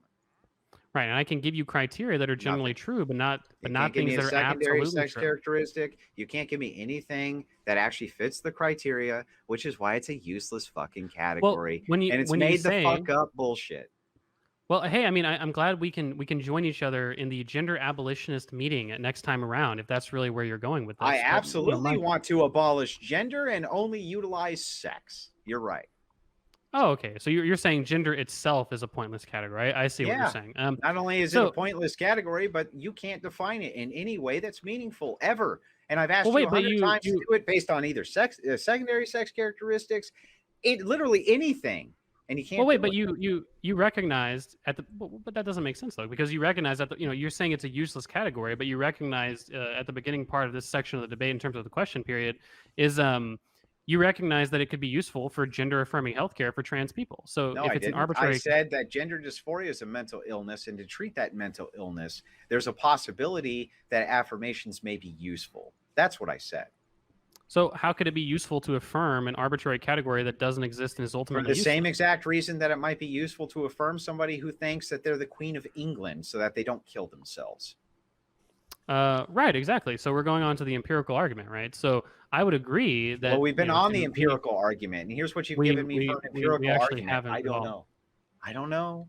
I don't know what the category is. I can't define it. I can't tell you what's in it. I can't tell you anything about it. It just exists. That's not all what I've said this entire time. It's a good straw man, though. My point was just to say that there's a lot of characteristics that we would generally amalgamate to be a man or a woman. And I would say that ultimately, if you run it all the way down, it is ultimately arbitrary what we would call a man and a woman. However, that doesn't mean it's not a useful No, it's category. not arbitrary what we would call a man and a woman. It's arbitrary what you would call a transgender man or a transgender woman. Sure, I guess I would argue, arguably it would be both. But the point is just No, to say it that arguably would just be one. there's Because we've already agreed on the criteria of what would actually constitute a man or a woman, adult human male or adult human female. You don't believe that it would be an adult human male or adult human female, but you can't name for me what the characteristics would be outside of that. And I've asked you 50 times to do so. Right. So we've already agreed that a categorization of, people with X, Y, and XX chromosomes, people that produce small, large gametes can be useful, right? Again, we're really just disagreeing on the sort of social construct of man and woman, and you're saying it's totally useless. But I would say that it does serve some utility in society. Obviously, if people want to identify one way or another, that's a particular utility it could serve. Obviously, with regard to trans people who suffer from gender dysphoria, you've already said there is a utility to affirming the gender identity of trans specific people criteria of a mental illness. I've already said that there's a possibility that might exist that in order to prevent people with a specific mental illness from killing themselves, that affirmations in that particular case might be appropriate under these specific criteria. So everything that I'm always giving you is specific criteria based on specific characteristics, based on specific things. What you give me is I don't fucking know. That's all you give me. I don't know. Don't know. Can't tell you. It's all arbitrary. It's all nonsense. Well, again, there's many categories where we would call them useful, but also say that they might be relatively vague or not specific. Cool. Entirely. What? What's a harmony? Harmony is something that has inbred dissonance with itself. Yeah, sure. So would you say that? Well, explain that again. Maybe I didn't grab that. What do you mean by inbred dissonance with itself? So harmony would be something that flows with itself. At least that's how I would describe it on the spot. I don't know. Well, sure. I think it's difficult to describe truly what a harmony is. However, when we think in our heads what a harmony is generally, we might be able to come up with some basic examples, right? And we might make typical assumptions as to what a harmony is and go from there. But a combination of simultaneously sounded musical notes to produce chords and chord progression having a pleasing effect. I'll go with that. How's that for specific? Or an arrangement of the four gospels or of any parallel narrative which presents a single continuous narrative. How's that? Does that sound like criteria that we can agree on? Sure. So, well, I don't really think so. But do you think notes that are necessarily opposite from each other cannot be harmonious? It's the definition says a combination of simultaneously sounded musical notes to produce chords or chord progressions having a pleasing effect. So that doesn't mean that chords necessarily that are not the same would not be harmonious. Sure. No. Yeah, sure. What so that's a definition. There we go. That's a definition we can both agree on with specific criteria. Can we get to any secondary sex characteristics that we can think of outside of fashion, even if you use fashion, that cannot be ascribed to both sexes? And the answer is always no. Everything else we can come up with specific criteria on, no matter what you cite. I'll just pull up the definition. We'll probably agree on it. But we can't seem to on this because you can't give me any fucking thing specific. Yeah, so I would just say that with regard to this issue specifically, again, there is a useful categorization of, sort of man and woman in a social construct.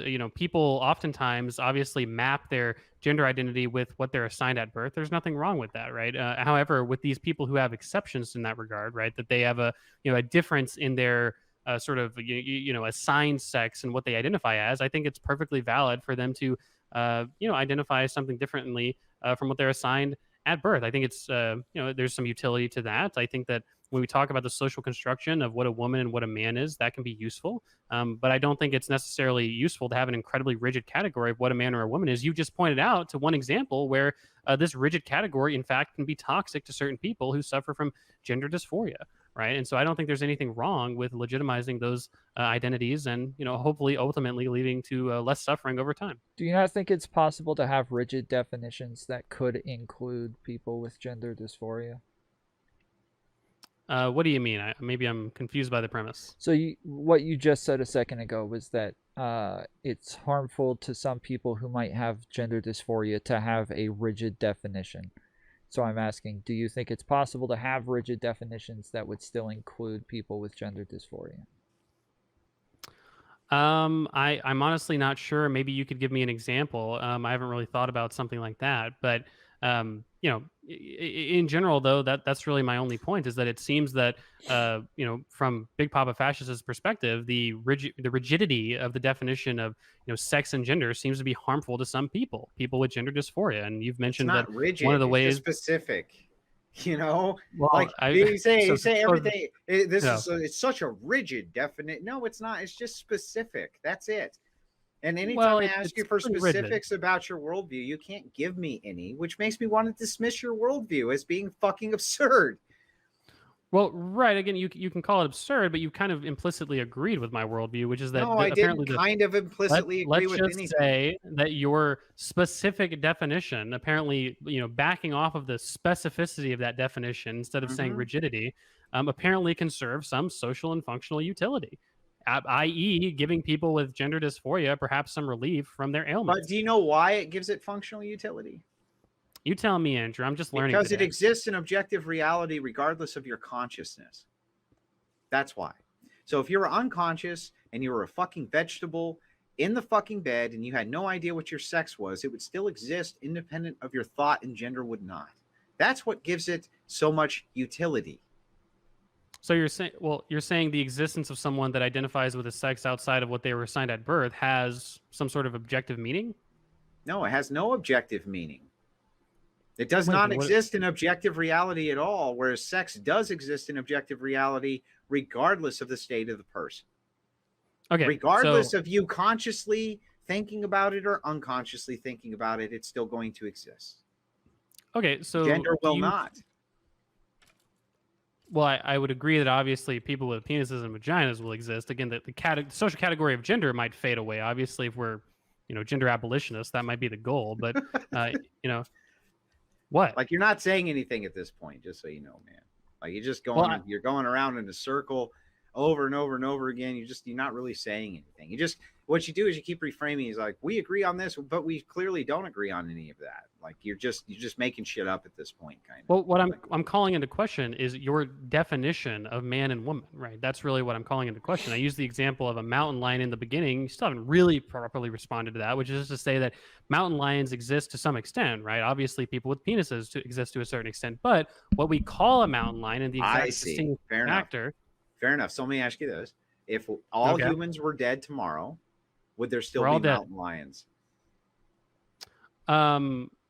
Would there still be mountain lions? This is an interesting question. If a mountain lion, I don't know. Would there be? No, it's kind of like asking, would if all humans died, tomorrow all humans died, would there still be mountain lions? There would still be mountain lions, but the conception of a mountain lion would cease to exist at that point. All right, but they would still exist in objective reality, right? Like a mountain lion itself, the thing we call a mountain lion. Yeah, they would. Yeah. They wouldn't just. They would still exist in objective reality, right? But gender wouldn't, right? Well, I wouldn't say penises would cease to exist in a world without gender as a concept, would it? Yeah, I didn't say that. I asked you if gender would exist absent of humanity, and the mountain lion still would. And that's the difference. So is that what you would require for you to believe in gender? BPF is like something that you think would still exist? Because obviously you do believe in and utilize some social constructs, right? So is that the difference, is whether or not it would exist? No, it's not the only categorization. It was just specific to this particular example EconoBoi put up. So what? Not only that, but all I'm asking for any fucking buddy to do here to say that gender exists is give me any kind of fucking criteria that's not shared between the two sexes, and they can't. So that's what you would want, is criteria that isn't just sex. Yes. Anything. And it can't be done because it's fucking bullshit. All right. I don't know if that's a good. I don't know how long we've been going. We're at, but if you we're a little over an hour now, so. Okay. Well, we can move into closing if you guys want to. I'm fine with it. Are we gonna take Let's questions from the audience, or are we just sure? You can take the Q&A from the audience here. Tom, if you want to pop in to the Crucible live stream, you can actually see the chat there. If you guys want to send in your Q&A while we make the closing statements, you guys ought to be able to send in whatever questions that you have. EconoBoi, since you closed or opened, I'll close first if you'd like. Yeah, go for it. Okay, so essentially this entire debate has been somewhat futile. You can see that EconoBoi can't actually define any of the terms that he wants all of us to use. He can't really tell us why they're useful. He can't really tell us anything about anything, in fact. He just tends to agree with me that sex exists in objective reality and gender does not. And he can't name anything that's not shared between the two sexes that he would consider gender at all. Nothing, right? Which makes it so arbitrary, it's not even useful.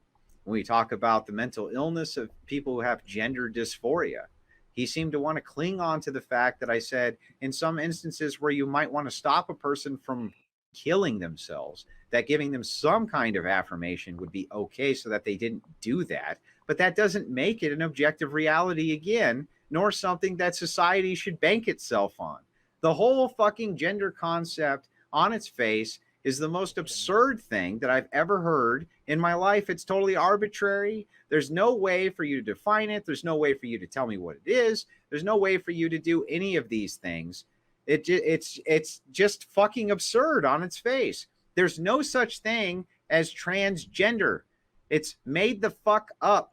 When it comes to people who have gender dysphoria, which means that their brain is broken, in this one particular instance, we can refer to that as a person whose brain is broken. So we're willing to refer to this in a different way so they don't hurt themselves. But that doesn't mean that they're actually men or they're actually women. And nobody actually thinks that they are, including the transgender people themselves, who also can't explain for you any of this criteria. It's the most insane shit that I've ever heard. And the fact that people bank on the fact that you can be a homosexual, which literally means same sex, and have sex with the opposite sex, and you're still a homosexual just based on these arbitrary characteristics that you can't even fucking name, is so absurd to me. I don't even know where to start. And I'll just close with that. I don't think I need any more. Can you send me the link to the... Because you're on Odyssey, right? Yeah, I'm sorry. I'll send it over to you right now. All right, EconoBoi, closing statements. Yeah, sure. So, I think this debate was interesting. I would say that, in general, I don't think that BPF really ever adequately responded to the idea that a category can, of course, be a socially constructed to a certain extent, but that this category can still be useful. I don't mean to cut you off. I'm just asking Tom if you see the link there. Wow. Sneaky debate tactics. Yeah, I know. I'm sorry. You can restate the entire closing statement. I won't interrupt. Oh, do you see the link, Tom? Or okay, good. Yeah, so I'm not sure I ever got an adequate response to the idea that something can be a social construct but also serve some sort of utility, right? So again, the distinguishment between like a deer and a chair is probably useful to some extent, right? Obviously, we can probably say that a chair within reason is not a deer, and we can also say the sort of social category of woman is distinct from man. And why is that? Why is that generally the case? And those sort of questions are useful, and they're only useful insofar as we can determine some sort of truth based off of them, and they're only useful based off some sort of social predication of what we would view as a man and a woman. And I think that that's where sort of the category comes from. That doesn't mean it's not a social construct, and it doesn't mean ultimately it's not arbitrary. All definitions that we come up with in society are arbitrary. Gender is useful to the people it's useful to, right? People ultimately individually have to conceptualize what they think of as a man or a woman. And to the extent that that identification is useful to them and their self-actualization, it ought to be followed, right? I think in general as well, as BPF sort of admitted, the extent to which there are exceptions to this rule, he mentions people suffering from, gender dysphoria, obviously, as he would say, apparently in select circumstances, but in generally the, recommended practice for treating people with severe gender dysphoria is gender affirming care, right? So obviously you're bucking the sort of specificity of your definition when you go down that road. I would say that you're sort of bucking the, the rigidity of that definition, which is really what I'm sort of pushing back on, is the idea that we really need such a rigid social definition of sex and the application of your genome and sort of your secondary sex characteristics. I think it's complex. I don't think it's as simple as just saying that you have basically you have a penis and you can produce small gametes and you have an XY chromosome. That's what makes you a man, as we would think of in the social sense, in the social context. And if you have large gametes of vagina and you have XX chromosomes, that necessarily makes you a woman. I'm not sure that that really makes the most sense either. Obviously, there's a lot of social interactions where we can imagine that this wouldn't really make the most sense, right? For instance, if I bring up the example of someone who presents as a woman and says that they're a woman, but ultimately I don't know. There's no way for me to know if that person's quote unquote actually a woman or not, because I just have to rely on their self-identification. This is obviously useful. He says that's arbitrary, but I don't think it is. Similarly to how we might say that the category of Christian or Muslim is quote unquote arbitrary, but I don't think it is. We have to rely on self-identification and what they are actually saying in that regard to get any truth from that interaction and to sort of rationally and sort of socially interact. I think that self-identification is a relatively valuable thing. And so that's kind of the entire point that I've tried to go off of in this debate. And I think that's something that ultimately BPF kind of conceded in this debate, was the idea that there's a lot of empirical justification for not necessarily blending this category, but probably trying to reject some of the rigidity or specificity of that definition. The idea that someone suffering from gender dysphoria is probably advantaged by having gender affirming healthcare, which is to say that you respect their pronouns and you try to give them the resources that they require so as to not feel ostracized and things like that. All the studies that we tend to look at in terms of trans healthcare and stuff like that tend to show that basically societies and familial relationships that don't ostracize trans people tend to result in those trans people feeling more accepted, less suicidal ideation, less depression. And to the extent that these empirical truths actually exist, obviously it makes sense that the specificity and the sort of usefulness of the categories of man and woman ought to be questioned insofar as they're causing unnecessary human suffering. Insofar as additionally, not even necessarily getting rid of those categories, which isn't necessarily what I'm advocating for in this debate, but sort of questioning the rigidity of those categories insofar as people who are born with an XY chromosome, born with a penis, who might want to identify as a woman, or people who are born with an XX chromosome, born with a vagina, might want to identify as a man. That's kind of the utility that I think you necessarily lose out on when you have such a specific or rigid definition, which Andrew, to be fair, doesn't even seem to actually have, when he said that actually gender affirming healthcare is probably good in select circumstances, right? And so it seems like ultimately we agree, but we're having sort of this esoteric debate as to whether or not it's arbitrary. I already admit that it's arbitrary, but that doesn't mean it's not useful. And that's kind of what I hope I got across in the midst of this hour-long debate about trans people, trans rights, and trans ideology. To sum it up in one sentence, the world is made better with a less rigid definition of man and woman, and it is made better insofar as we respect trans people, especially those who are suffering from gender dysphoria and similarly sort of gender-related mental illnesses. All right. I don't see any serious questions. I see Bio Valve said that he had one, but I don't see one that's actually serious. So that's fine. It can go over to the moderator too. I knew that dropping the stream and moving over to Odyssey was going to reduce the amount of people who normally watch the program, this kind of thing. I'm okay with that. I didn't want anybody's channel to get messed up because we had this type of conversation. So So Ask the non-serious questions, Tom. ask the non-serious. Okay, why is EconoBoi, or sorry, how did EconoBoi learn to be such a sophist? Oh God, this is where my philosophy education really fucks me. What is a sophist? I'm gonna have to look it up real quick. It's somebody who's Um, normally using like rhetoric and not giving like direct answers to something. It's like Oh, I sophistry. see. Yeah, I don't. I guess in general, I feel like I answered the questions as directly as I could. These are complex issues. I think oftentimes when you give a complex answer to a question, you're accused of trying to avoid the question. But that's not the intent of any of the answers I gave in this in this debate. Yes or no questions are not as easily reduced in a lot of those cases.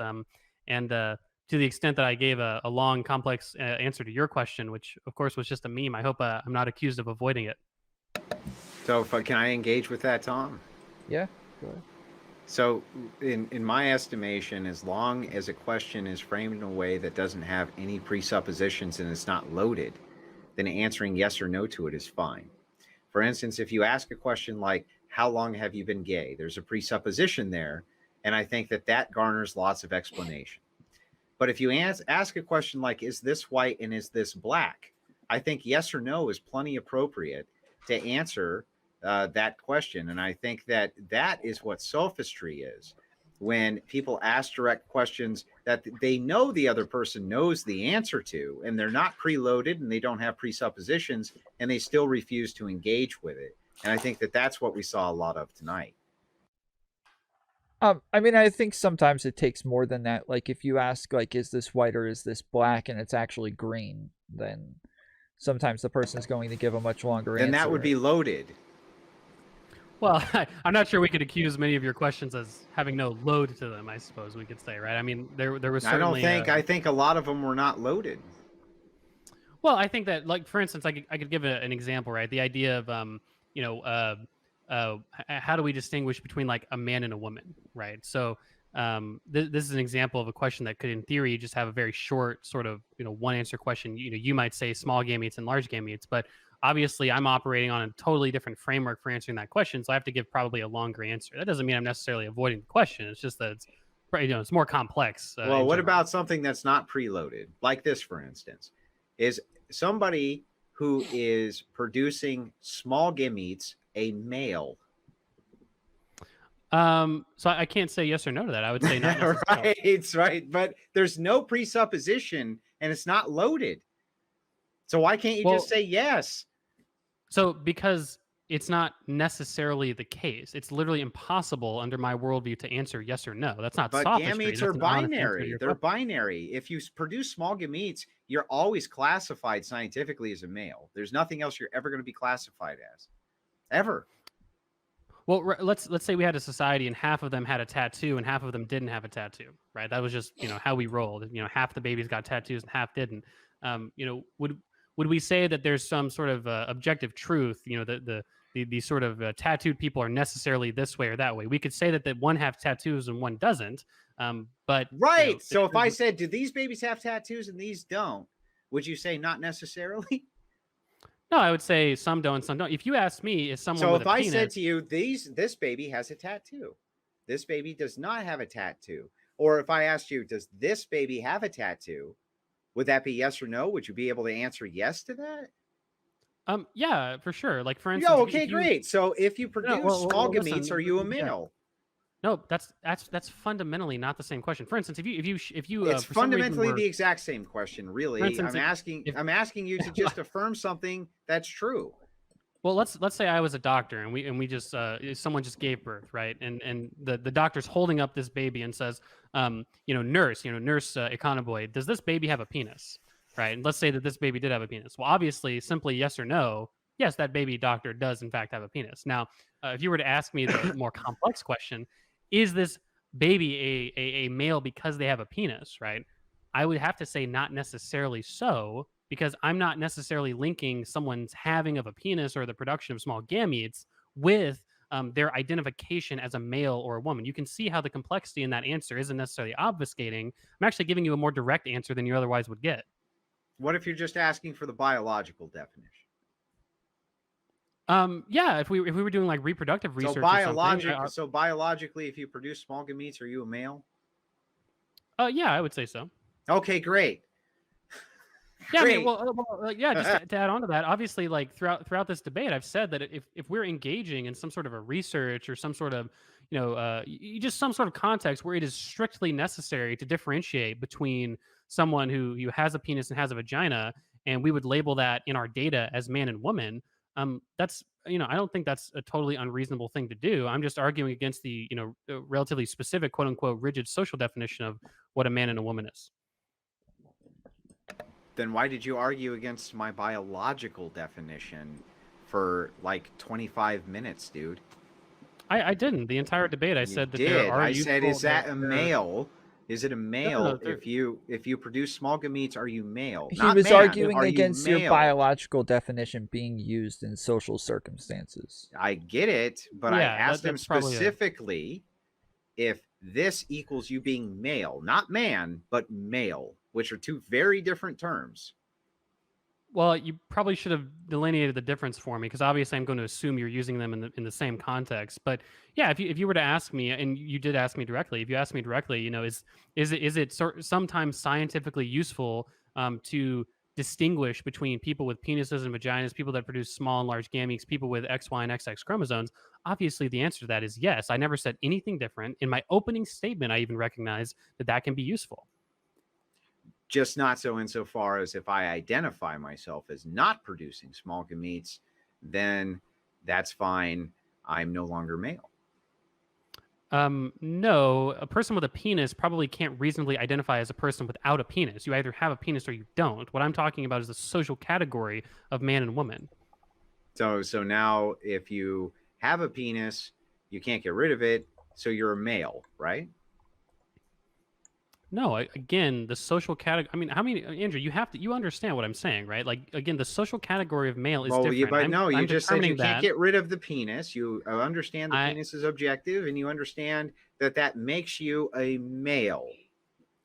Okay, okay. When you say male, Male, just biologically, you're a male. Okay, so again, if you're defining a male as someone with a penis, that's your strict definition. Obviously, everyone with a penis would be a male. I am questioning, however, the social application of that definition, right? Gotcha. Again, socially, someone who's a man or a woman is right, different. So then when I say to you that adult human male is the definition of man, why would it not then logically follow that if I ask you if this person is a male or not, that you say yes or no? Well, because you never made that distinction clear. Now I made it 100 times. Like, I don't know how else I could have possibly made it. Repeating yourself doesn't mean that you're making yourself more clear, right? I'm just saying that, again, I don't think trans people are under some sort of delusion that if they have a penis, they can identify as a woman and all of a sudden not have a penis, right? Obviously, that's part of the source of the mental anguish in the first place, right? Then they're not that's real, all that I would say. Then they're not real women?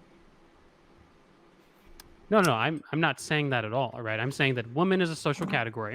It's not necessarily reliant on having a vagina or not. Whereas you seem to be making that necessary connection. I'm just saying that connection is not necessary. Didn't make the connection that it's having a vagina. What did I actually say a woman was? Oh my God, Andrew! What criteria? Okay, I understand that esoterically you can say that. It's not esoteric. I'm not saying, well, don't interrupt me, please. So I understand that you can say, okay, in fact, I didn't say vagina. I said large gamete production and or having an XX chromosome, right? I understand that. Well, you cannot have a vagina and have and produce large gametes, right? I understand. You're right. You're being more specific than I am. Yes, I sure am being more specific. Now, the point is just to say, though, that I think that I'm just using that as a shorthand, obviously. But in general, though, I think that there's not a necessary connection between the social sort of application of a man and a woman to what their chromosomal makeup is or what their gamete production is. That's what I'm calling into question here. Even you recognize that sometimes it is useful to break down that connection. The only time that I said that it's useful is in a specific instance where somebody's delineation from reality is such that they're mentally fucking ill. The same way that I would maybe say that you could affirm somebody saying that there's a unicorn right in front of them so they didn't shoot themselves in the face wouldn't mean that there was actually unicorn in front of them. You understand the difference, right? I understand the difference that you're trying to communicate, but I think it kind of falls hollow. I think that in general, when we're talking about a social, How it's does not it necessarily fall hollow?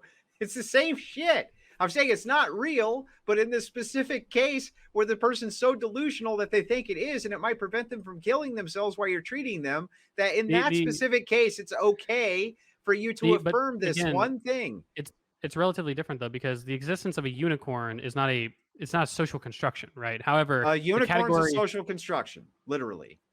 okay, There's nothing else it could be. It doesn't exist in objective reality. It's a complete social fucking construction. The existence of a unicorn is not a social construction, right? We know the existence of a male is not a social construction. And I would say that it is. That's where we disagree. Look at that.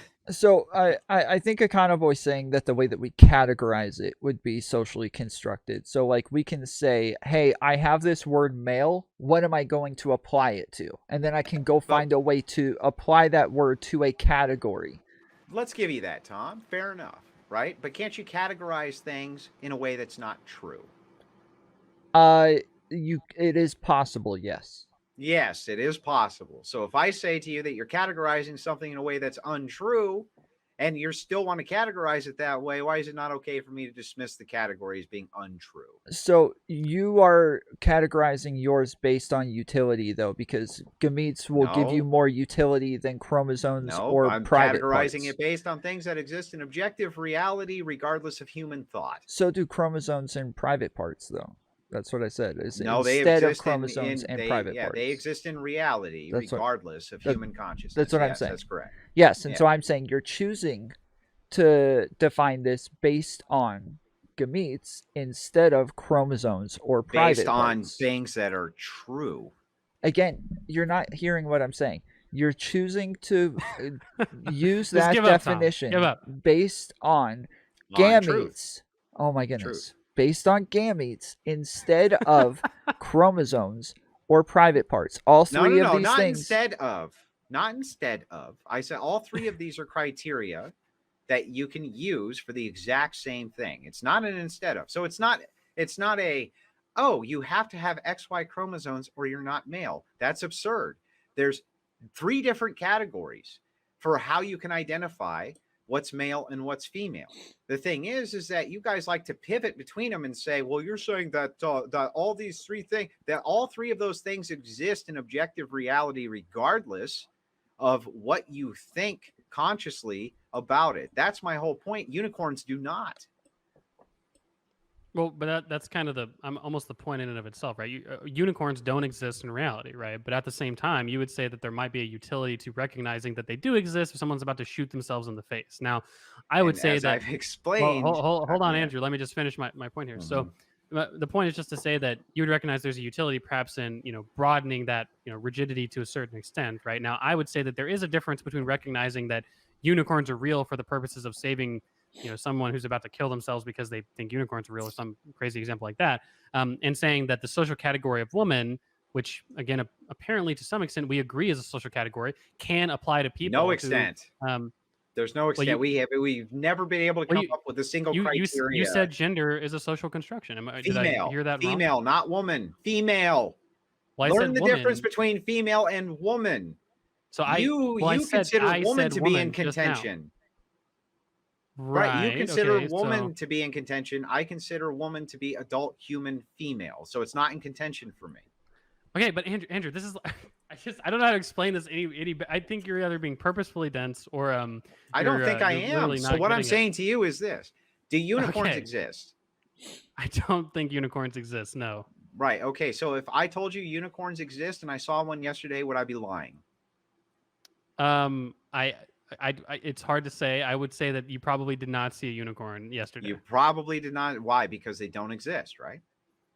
No, maybe you saw something that you thought was a unicorn, but sure, it probably wasn't. But you don't believe me because they don't exist, right?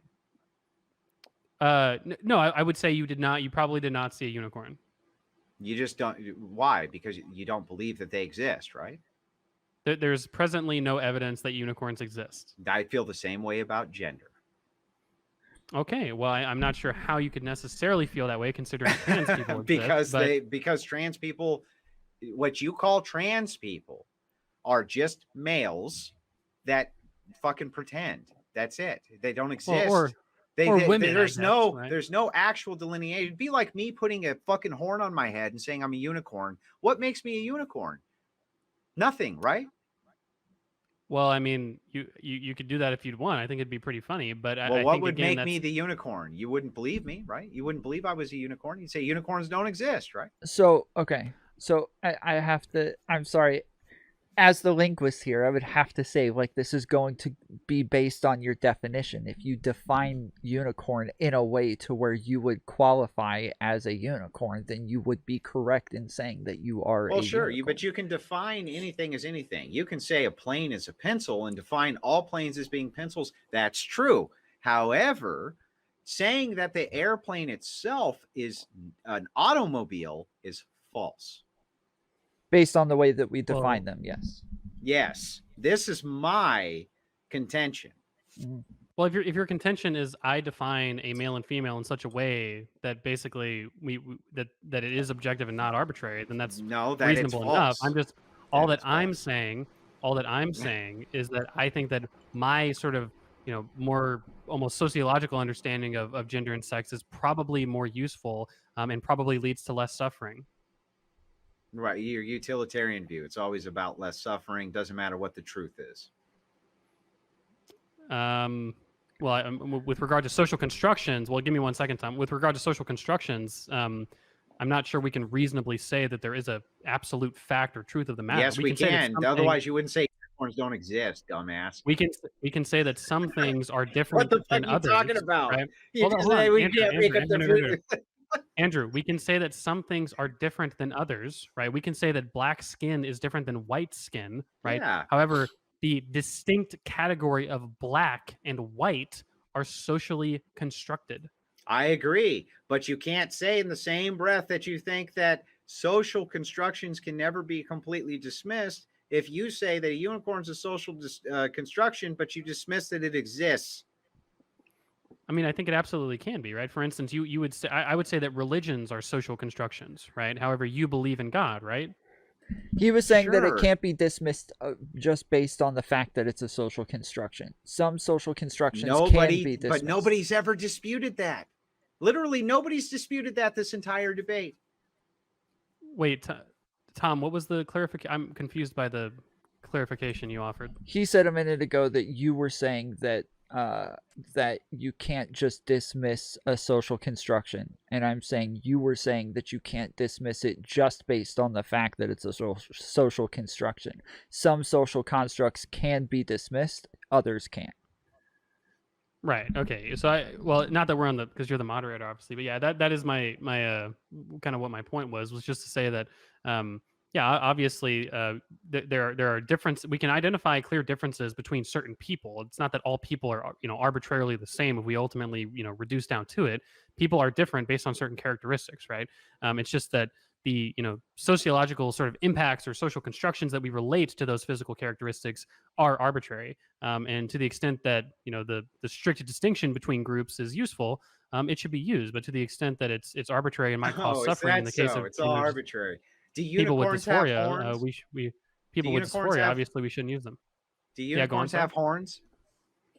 Based on our social construction of a unicorn, they do tend to have horns. What makes them a unicorn? Well, again, based on our social construction of unicorns, having a horn and basically being a horse. Well, why are they called unicorns? Well, they've got the horn on their forehead. That's our Right. social So construction. the thing is that the word, if you called them lobsters, right, would make less sense than unicorn. There's a reason that we have these identifiers for these social constructions so that they fucking make sense. We can at least identify what we're talking about. Unicorn makes sense. Unicorn, right? It makes fucking sense. What you're talking about makes no sense. These are arbitrary definitions that literally you can't define. You can't give me any criteria for any of them. It's fucking absurd. When I ask you what criteria would you give me for a unicorn, you'd say a single horn. You know, it's like yeah, when we get into that, that's why people think you're being a sophist.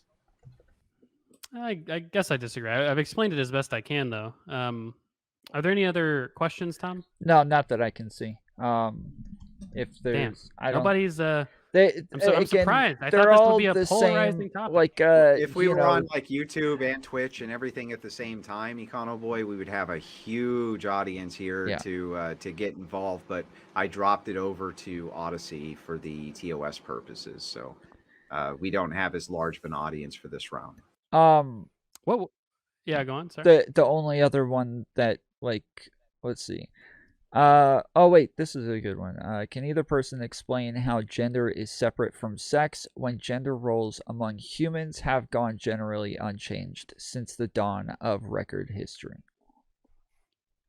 Yeah, sure. I mean, all that I would say to that to start is just to say that there have been many sort of basic human traditions that we've called into question over time, and I'm not sure it's necessarily the case that because we have a sort of social hierarchy or social outcome that it ought to necessarily be that way forever. So yeah, it seems like in a sort of almost traditional essentialist type argument that doesn't really make a lot of sense if we think of many other examples.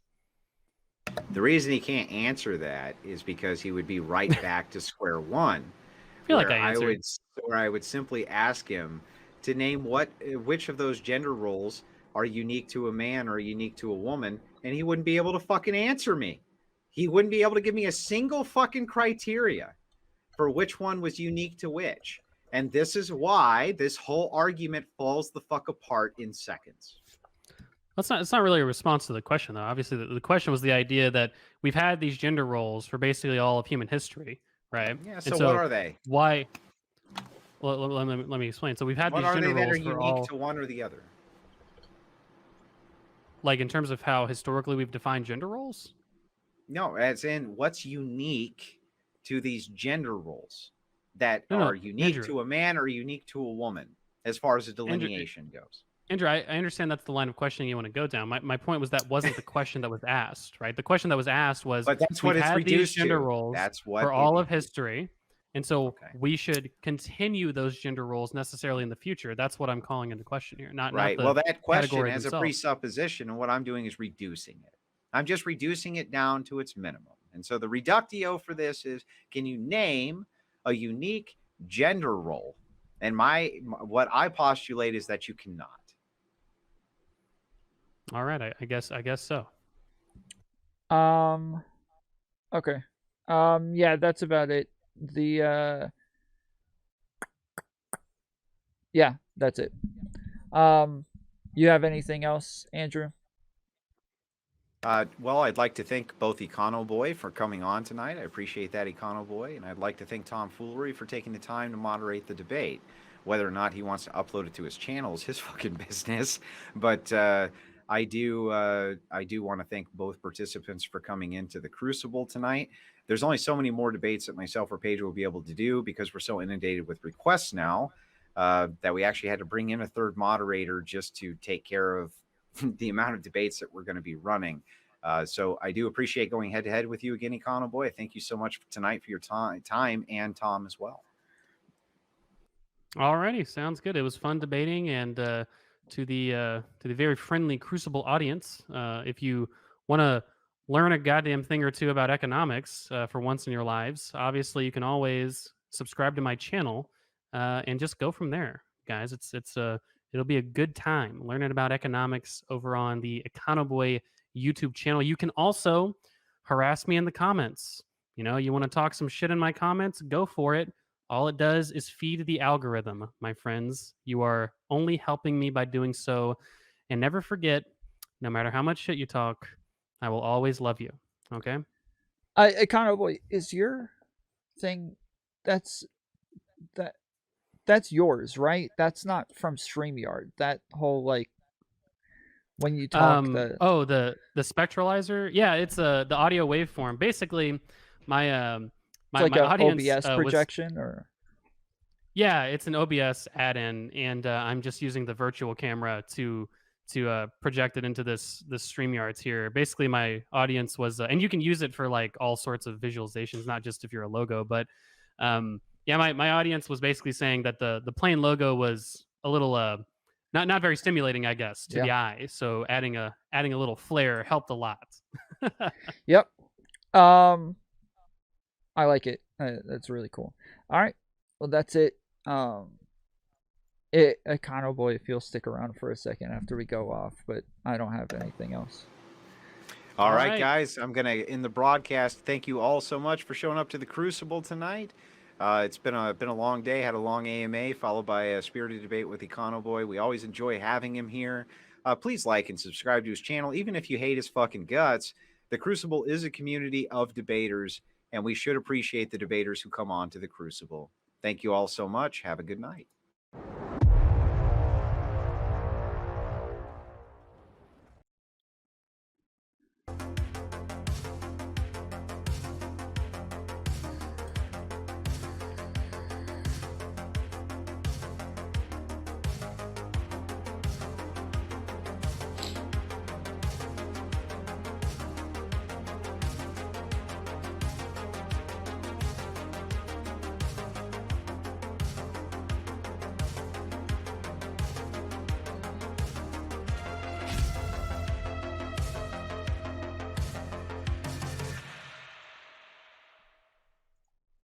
And we're clear. Cool. I was gonna tell you. I don't know, EconoBoi, if you know who I am, but I've got like this is actually like the thing that I debate most. I didn't even know what you guys were debating until I got here, and then once I realized, I was like, oh crap, dude, it's gonna be so hard to keep my mouth shut on this. But I even debated him and Rob Knorr a couple months ago on this. But you should check out some of my debates on it. I've gone over this topic a million times. Just had one with Leftist Al recently on the same exact thing. And I think that I agree with Leftist Al got wrecked. He did get wrecked. He got wrecked bad. But I do agree with your position. But I think that there are more answers to some of the questions that he asked, like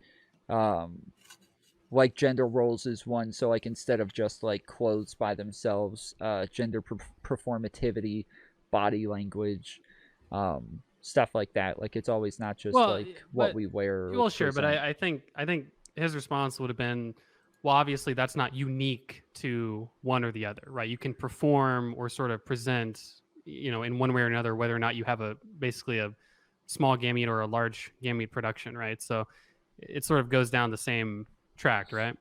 Oh, dude, my bad. I forgot to mention, I am still streaming, by the way. Yeah, we know. Okay. Or at least I know. Yeah. But anyway, I've got to get out of here, Tom. Okay. Right? My suggestion is probably that you get rid of that, but it's your call, bro. It's your channel. It's the same as any other debate I've ever had, so I don't know why. Yeah. I don't think we violated any TOS. I'm just always extra cautious. Yeah. All right. Have a good night. Way to do. Appreciate it. See ya, Bye. my guy. But yeah, Tom. No, I think I do get the suggestion though. But you get what I'm saying though. It would have just led to, because he was looking for what is a thing about being quote unquote a woman that cannot be the case if you're quote unquote a man. And I think that what you just said, I think would fall under the same sort of category, right? Yeah. So I would have pushed him on utility. So if somebody dressed who looks like a woman walks up to me and he is thinking, oh, I don't know if they're a woman unless I know what their gametes are, then he has absolutely no utility in that term. He has absolutely no clue if they're a woman or a man. Whereas based on the way that we would define it, we know exactly who they are. We know exactly what they are based on the social construct, based on whether or not they look feminine or masculine. We can look at just about anybody and say, oh, that's a man or that's a woman. Well, but then I think the response might be, well, this is an interesting question. The response might be, well, you're just assuming that. What if they say the opposite of what you assume? Then you would respect that assumption, but most people that we interact with on a daily basis, we're not going to ask them what their gender identity is, right? But we will categorize them anyways. So if I think somebody looks white, but they tell me, oh no, I'm actually black, I'll just call them black then. I don't care. Like, it doesn't make a difference to me. I still probably might think that they're white, and most people who walk past them on the sidewalk will think that they're white and would categorize them that way. But like, just to be respectful, yeah, we'll normally refer to people the way that they want to be referred to. Yeah, I think obviously I would tend to agree. I think the part of the debate where I think it was the weakest from him was probably the discussion on homosexuality. I felt like that was one where we got into a very similar discussion where it was like, obviously, when you're a gay man, you don't just you don't think like, oh yeah, fuck, I love the Y chromosome of this guy that I'm about to have sex with, right? That's clearly not the thing that you're attracted to. It's secondary sex characteristics. What he called primary sex characteristics, like obviously your penis, right? If you're a gay man, typically, and there's nothing necessarily there's nothing necessitating that if you're a if you're a gay man and you're attracted to a trans man, there's many things that would fit those categories, if not all of those things, right? And so what makes you necessarily not gay if you're a gay man who has a relationship with a trans man? It's a complex question, and it's one where obviously his definition of small gamete production and an XY chromosome becomes pretty kind of, I said unintuitive, but pretty weird, I guess. Yeah, my problem with his argument is that he's going to add like a bunch of different things. So he starts off with saying, oh, well, it's this gamete. But if that gamete doesn't match up, then you can use this. And if that doesn't match up, then you can use this. And I've never heard anybody categorize things in that way, to where it's like, oh, well, if it doesn't fit what I want it to in this case, it's all right, I've got a backup. And if that still doesn't fit what I want it to fit, then I've got another backup behind that as well. So I'm all loaded up on backups. Like, that's not how we define things. Normally you tell me what it takes for me to categorize something in a way, or you explain characteristics of a concept so that I know how to categorize it. But like, for him, he'll just give you like a bunch of different things to say, oh, I can keep making up new definitions if you find a variable that doesn't fit my current definition. I can't stand that. Well, yeah, I think that's where the trans advocates part of the debate would obviously say that we're agreeing that it's arbitrary to a certain extent what we would consider a man and a woman, right? However, obviously, BPF people would say that no, my category is in fact not arbitrary, right? But either you do actually have an incredibly rigid definition where it's like for instance, if he just said like, oh yeah, it's literally just small gamete production. Well, that's when you'd run into like, well, what about prepubescent boys that don't produce gametes, or what about like impotent men? Are they not men now because they don't produce gametes? But then that's where you're right. He adds the qualifier of like, well, what they should be able to produce, and it's like, okay, well, if that qualifier itself is necessary, you're losing some of that quote unquote necessary specificity of your definition, right? So right, yeah, that's what makes it necessary. Yeah, yep, yeah, it drives me nuts. I've got or I had a video that actually got like shown in university classrooms for a while, and I think they still have it, but it got taken down off of YouTube because I get mass reported a lot. But normally I like explain that like there's three ways that, or three things that fit into the concept of gender, and it's normally the presentation, the self-identification, and the like somewhat biological, to where we can say like you have brain waves that are gendered and you have brain construction that's gendered. These things don't determine your gender, but they can make it more likely that you will end up defining or identifying as a certain gender. And even somebody who's like trans will end up having feminine brain waves, just like a female would. And we can see these things, like we can actually observe these in science. So there's like normally those three things between the presentation, the self-identification, and the biological, it's pretty easy. They normally all run together. So yeah.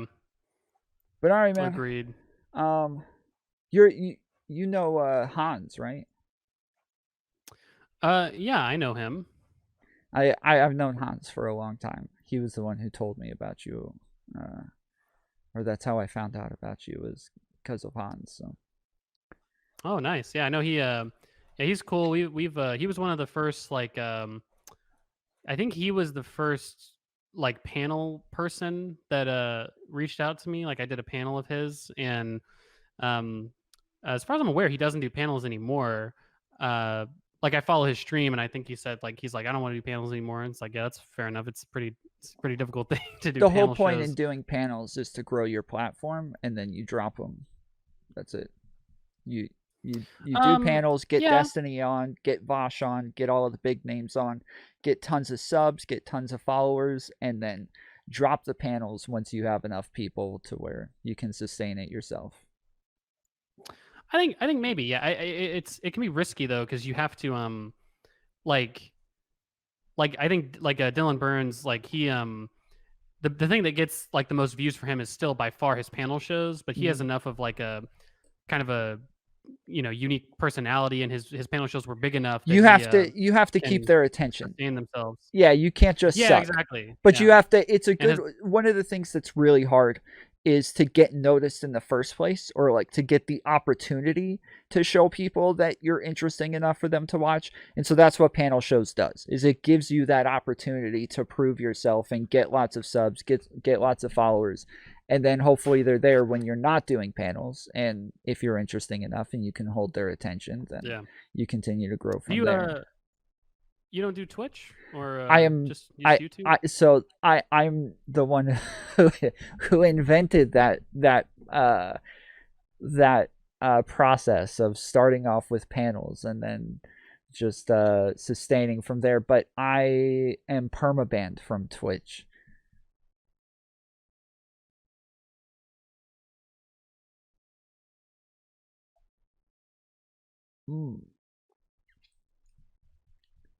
I hope he wasn't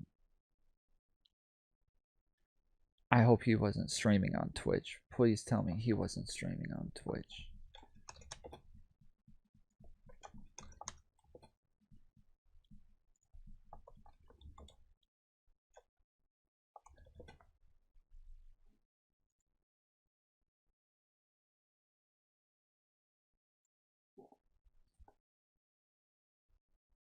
I don't know. If he dropped off, I can't pull him up, so. Yeah. If you dropped off, dude, there you go. Okay. Yeah, I can't pull you back up. Sorry, man.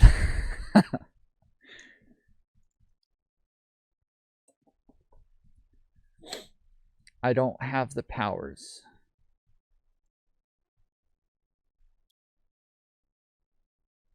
If you want to join my Discord, you can jump into the VC. It's in the description.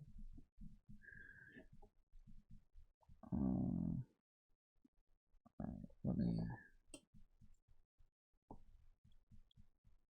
leave this. I said some stupid things that I shouldn't have said, so I got permabanned.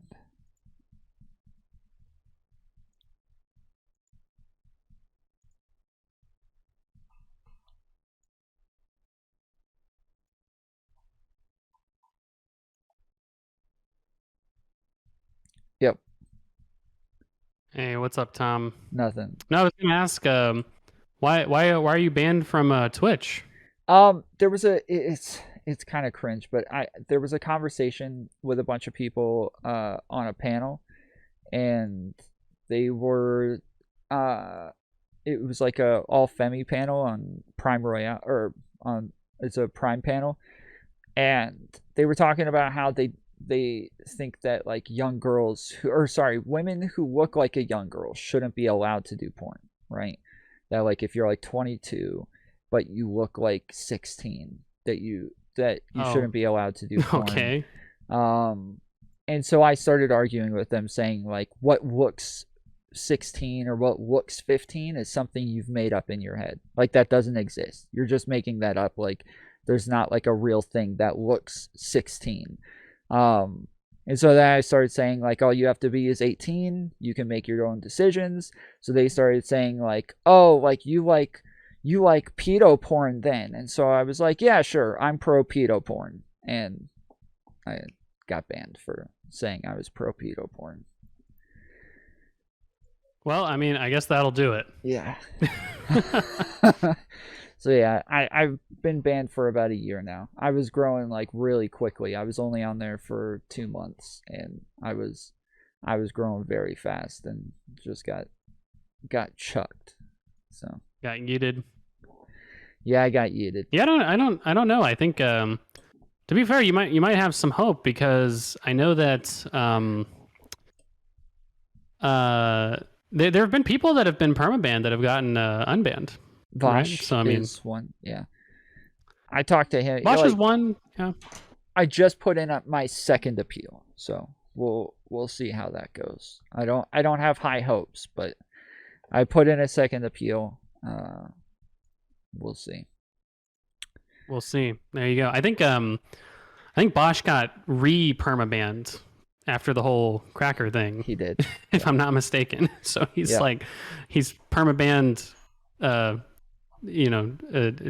permabanned, I guess. Yes, he's double permabanned. And I don't know. I think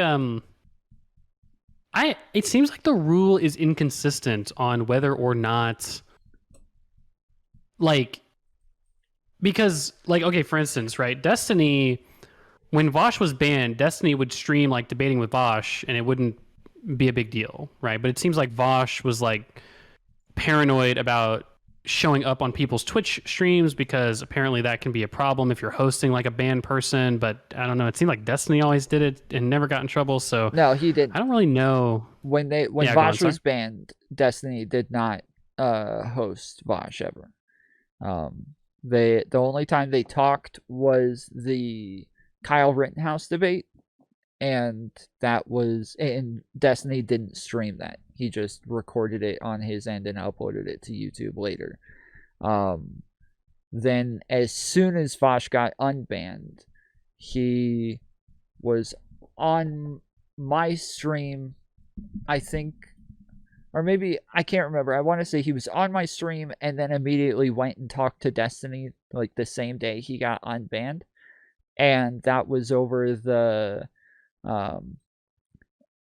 ethics of being a socialist, or like whether or not you should live your values, and that was like when the whole thing blew up, and Vosh decided he was never going to talk to Destiny again. But yeah, I know they have all kind of drama between the two of them. Not really, it's hard to say what the entire origin of all that is. But no, I didn't know that. I thought he just streamed on YouTube basically. So, but I guess you're right. He did. I don't know. I could have swore though that he did, but you're right. Maybe there's a who streamed what on YouTube?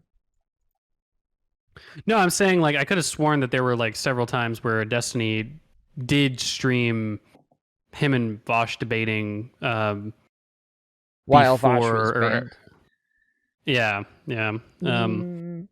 But I mean, to be fair though, maybe it's like, I don't know, man. Maybe. Oh yeah, no, he didn't, because the thing that got when they stopped talking was right after the Rittenhouse debate, and they didn't talk again until Vosh was unbanned, and they had that ethics conversation. So yeah, he never. Well, like, okay, but for instance, like, you remember when they debated the Just Move thing? Well, I was gonna say Destiny wasn't even streaming on YouTube until the Rittenhouse thing happened, and he got departnered.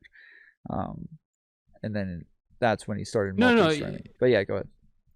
But that's what I'm saying. Like, when they debated the like Just Move, the idea of like, oh, if you're like, Destiny said, like, if you're poor, you're a fucking like idiot if you can't get a job and move or whatever. And this was like relatively inflammatory, and obviously he was being hyperbolic, but he debated Vosh on basically that topic. Like, is it actually like sound, advice? And it seemed like he.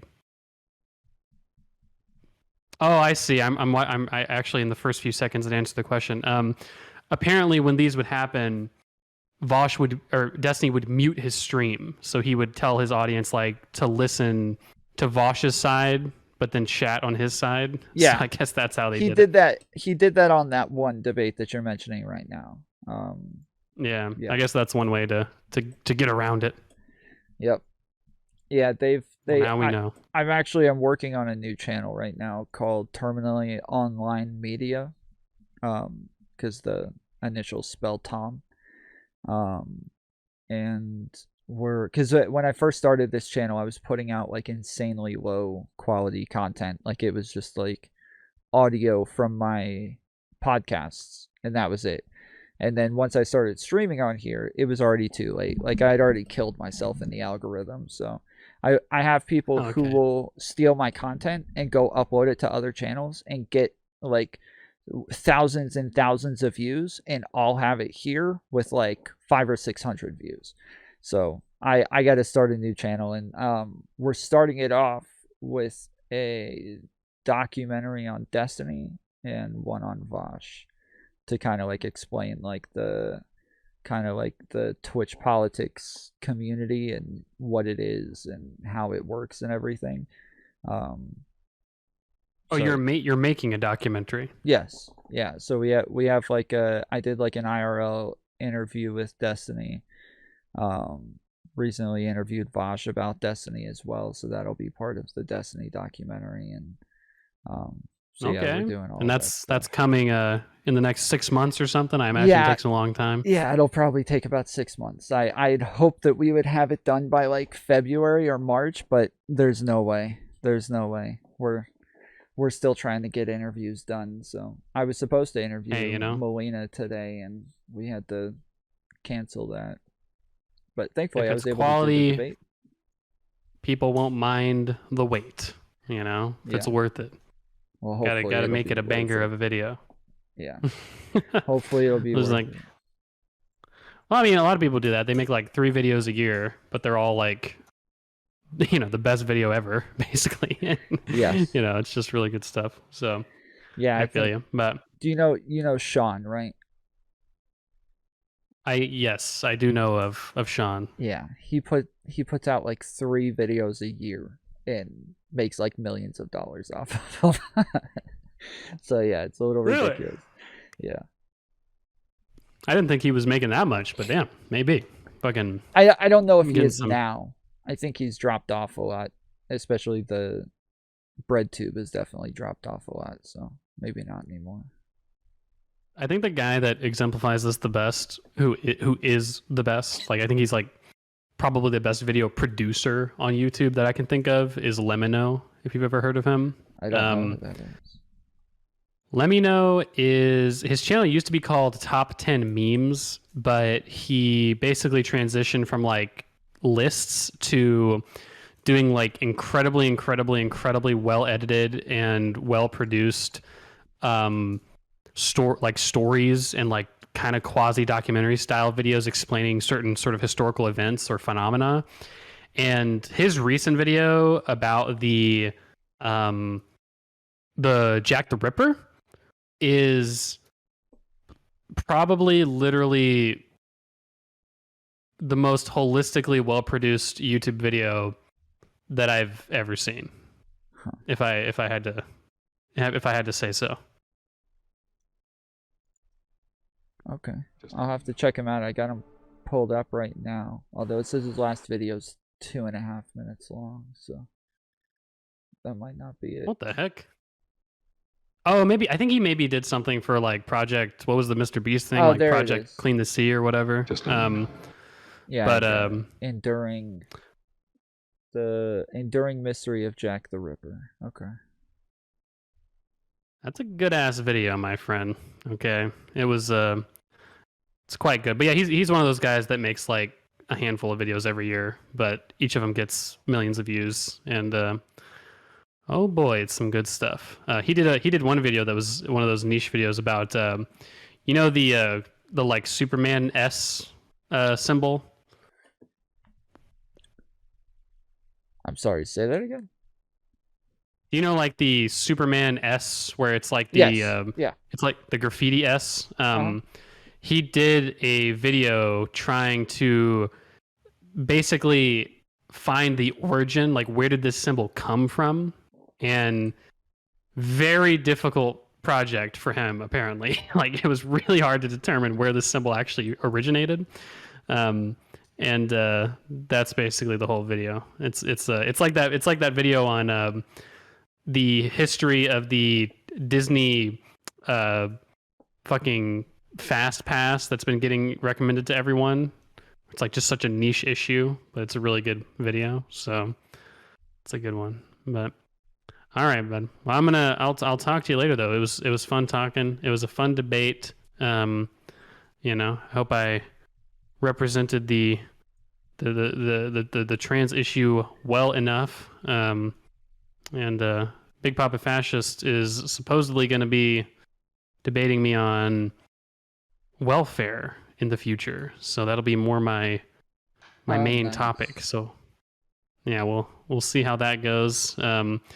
The first debate that I had with BPF on immigration, gotta say that was a good performance from my point of view. I think I did pretty well in that debate. So I think this debate on welfare, we'll see how it goes. Nice, dude. All right. Well, nice meeting you. Have a good night. It was good to meet you as well. Have a good one. Later, dude.